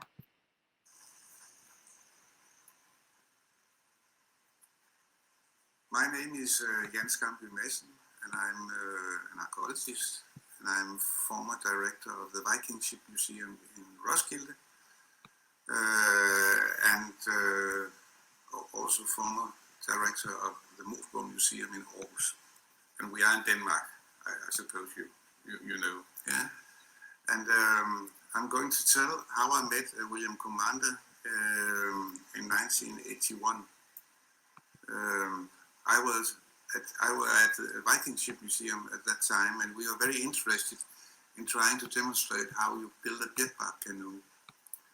And I contacted the National Museum of Man or Civilization. I think it was the last name it had, because the women were in opposition to that name, the National Museum of Man, so it became the National Museum of Civilization. And that's good, and I got some very good friends up there, colleagues, and I asked them, do you know? The one I asked was, his name was Gus Taylor, and I asked him, do you know if there's still Indians in Canada that can build a jetpack canoe? And maybe we could get them to go to Denmark and demonstrate their skills. And he said that William Commander and his wife, Mary, they were very good big jetpack builders, and they gave me his phone number and his address, and I tried to phone him and to write to him, but he never answered. So in the end, I thought I better go up there and ask them eye to eye if they would like to come to Denmark. And so I did. I went to Canada, I went to Ottawa, and from there to Maniwaki, and from Maniwaki out in the reserve. The address of his house was B2B Road. I remember that. Don't remember the number. And I arrived, it was in January 1981, and it was freezing quite a lot, 18 degrees. And I came to the house and knocked on the door, and nobody was there.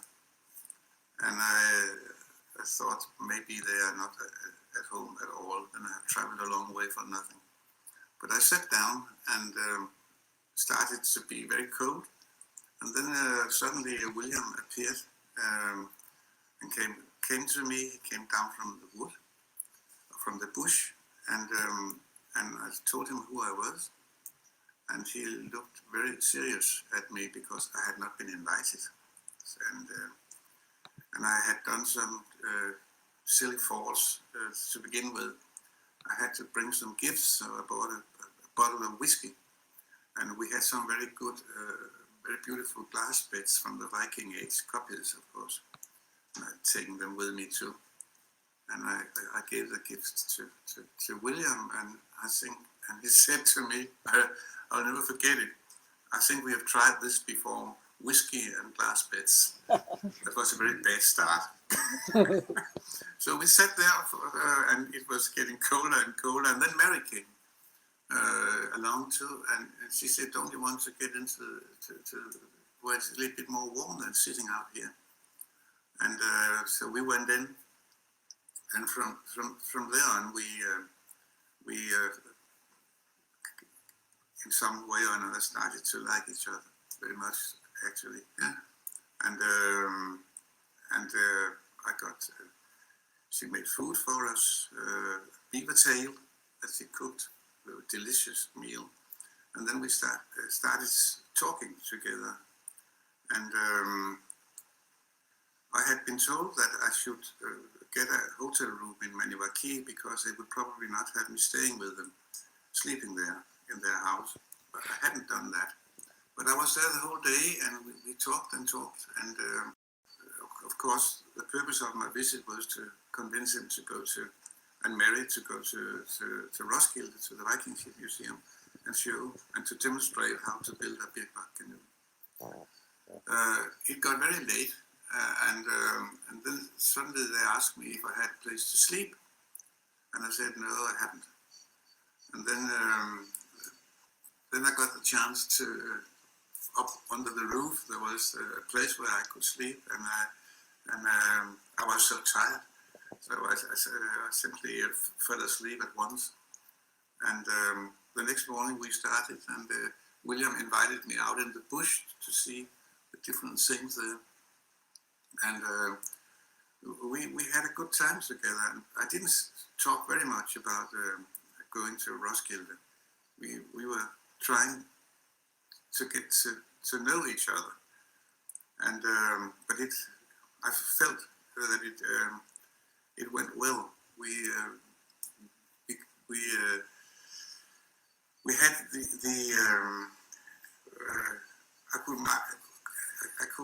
well, what happened was that suddenly, after I had been there for 2 or 3 days, then Mary said to me, I would like to go to Roskilde. I told them they should live with me and my family in the same house, and we would take good care of them all the time.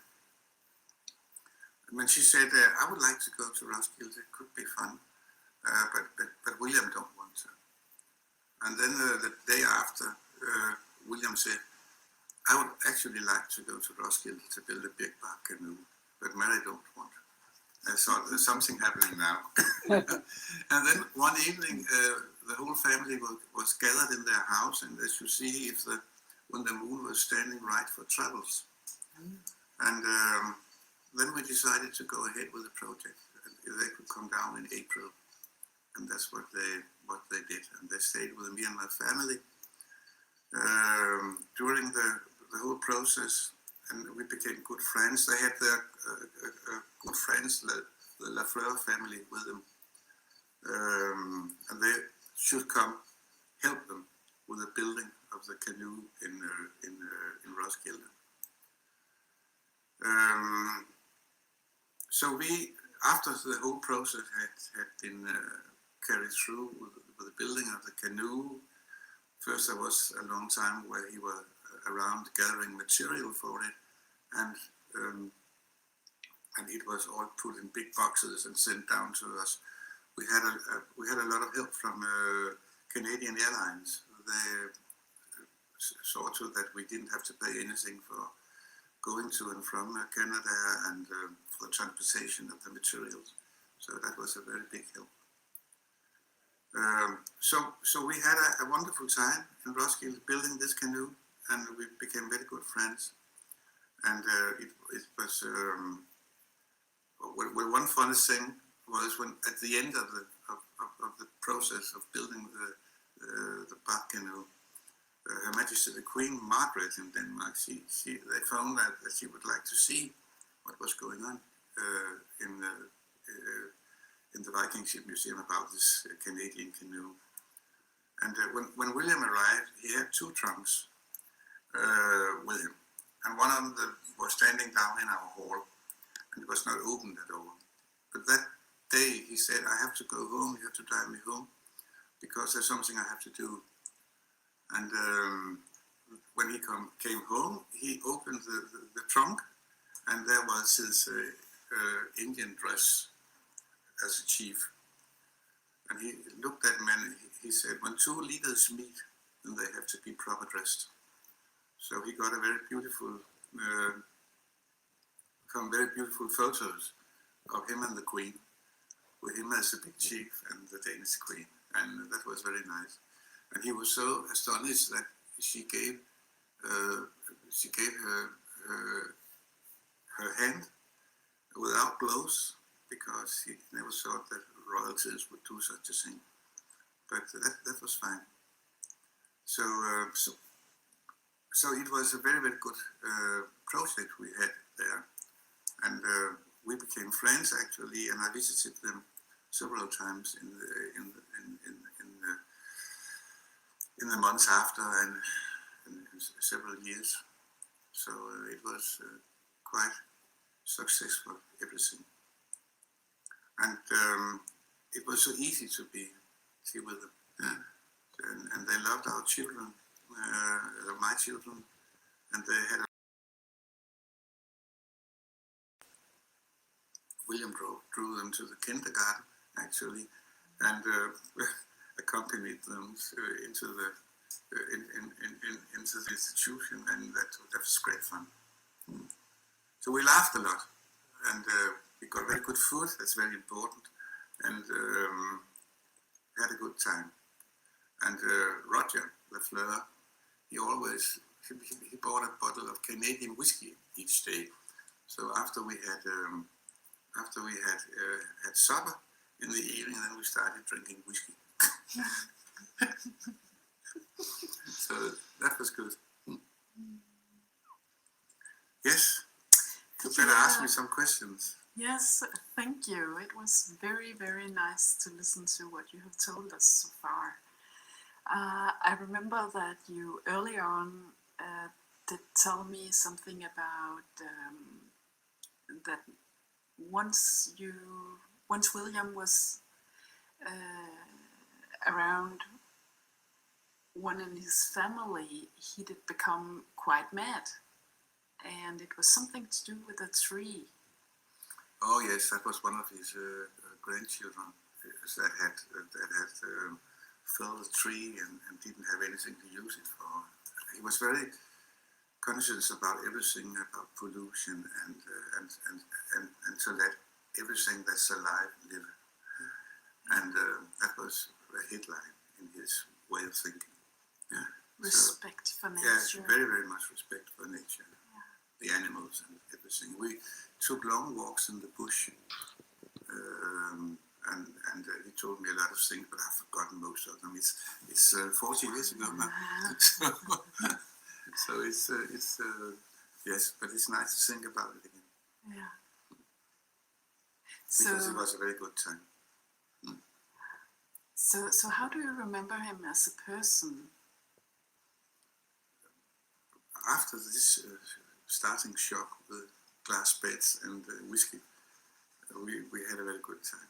Yes, and he was so interesting to listen to, and he wanted to do all the best for me while I was there. And I remember especially that there were some hunters living out in the desert, and he had found out the names Jensen and Hansen was old Danish names. Yeah. And so he thought that they were probably Danes somewhere in the family. So he drew me sometimes 100 kilometers to a place where somebody stayed whose name was Hansen. And they were a little bit surprised, these people, that we arrived. But it was so funny, and it was so good. So he did everything to get me a good impression of this area, of this reserve where he lived, and that was wonderful. It was an adventure. So the time where you were with him, did you also meet other relations than his family? You know, I mean, did you meet some of the other Indians in the society, or? I think it was. Well, I think I met some of the neighbors because they presented them for me, but it was his family mainly. Yes, they were the ones sitting there finding out when it would be possible to travel. Yeah. And I was so keen on it, it should be in April, so I was very nervous to hear the decision, and they were discussing it in Algonquin, so I could not stand anything. I just was sitting there hoping that they would say April, and then they said April. So yes, I think now it's where it's going to be. It's so wonderful to listen to this. Yes.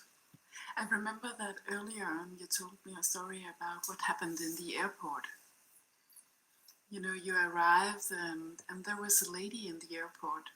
First you had to figure out of how to get to Canada. When I arrived, yes, yeah. You know, I've always been such a lucky person. Things just happens, and I got this ticket to Canada from Air Canada, and I phoned in. I think it was a Monday, and they phoned me in the afternoon and said, "You're going tomorrow." So I became busy getting my things back. And then I flew to Ottawa, to Toronto, and from there to Ottawa. And then they had booked a room for me in a hotel in Ottawa, and then I was to take the bus the next morning to go to Maniwaki. Mm-hmm. And when I was in the airport in Ottawa, when I came out there was a girl sitting crying. And I said to her, what's the problem? Why are you crying? She was sitting all alone. And she said, I was to be picked up here because I'm to stay here in Ottawa with a family, but they haven't come. And she had been sitting there for quite a while. And I said to her, well, I have nothing to do this evening, so I'll be sitting here with you until something happens. And then there went half an hour or something. Then they came to pick her up. The car had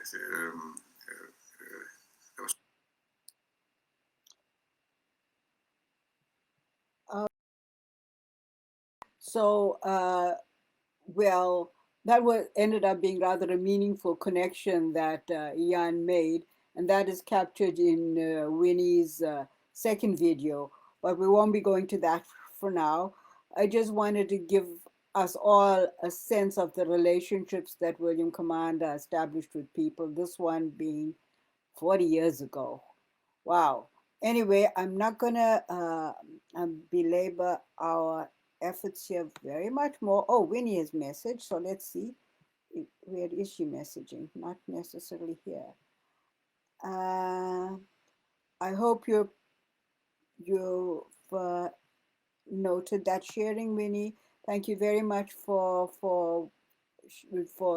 really going and uncovering the canoe in Rascally, and we can perhaps show more of the photographs that you took at that stage at another stage.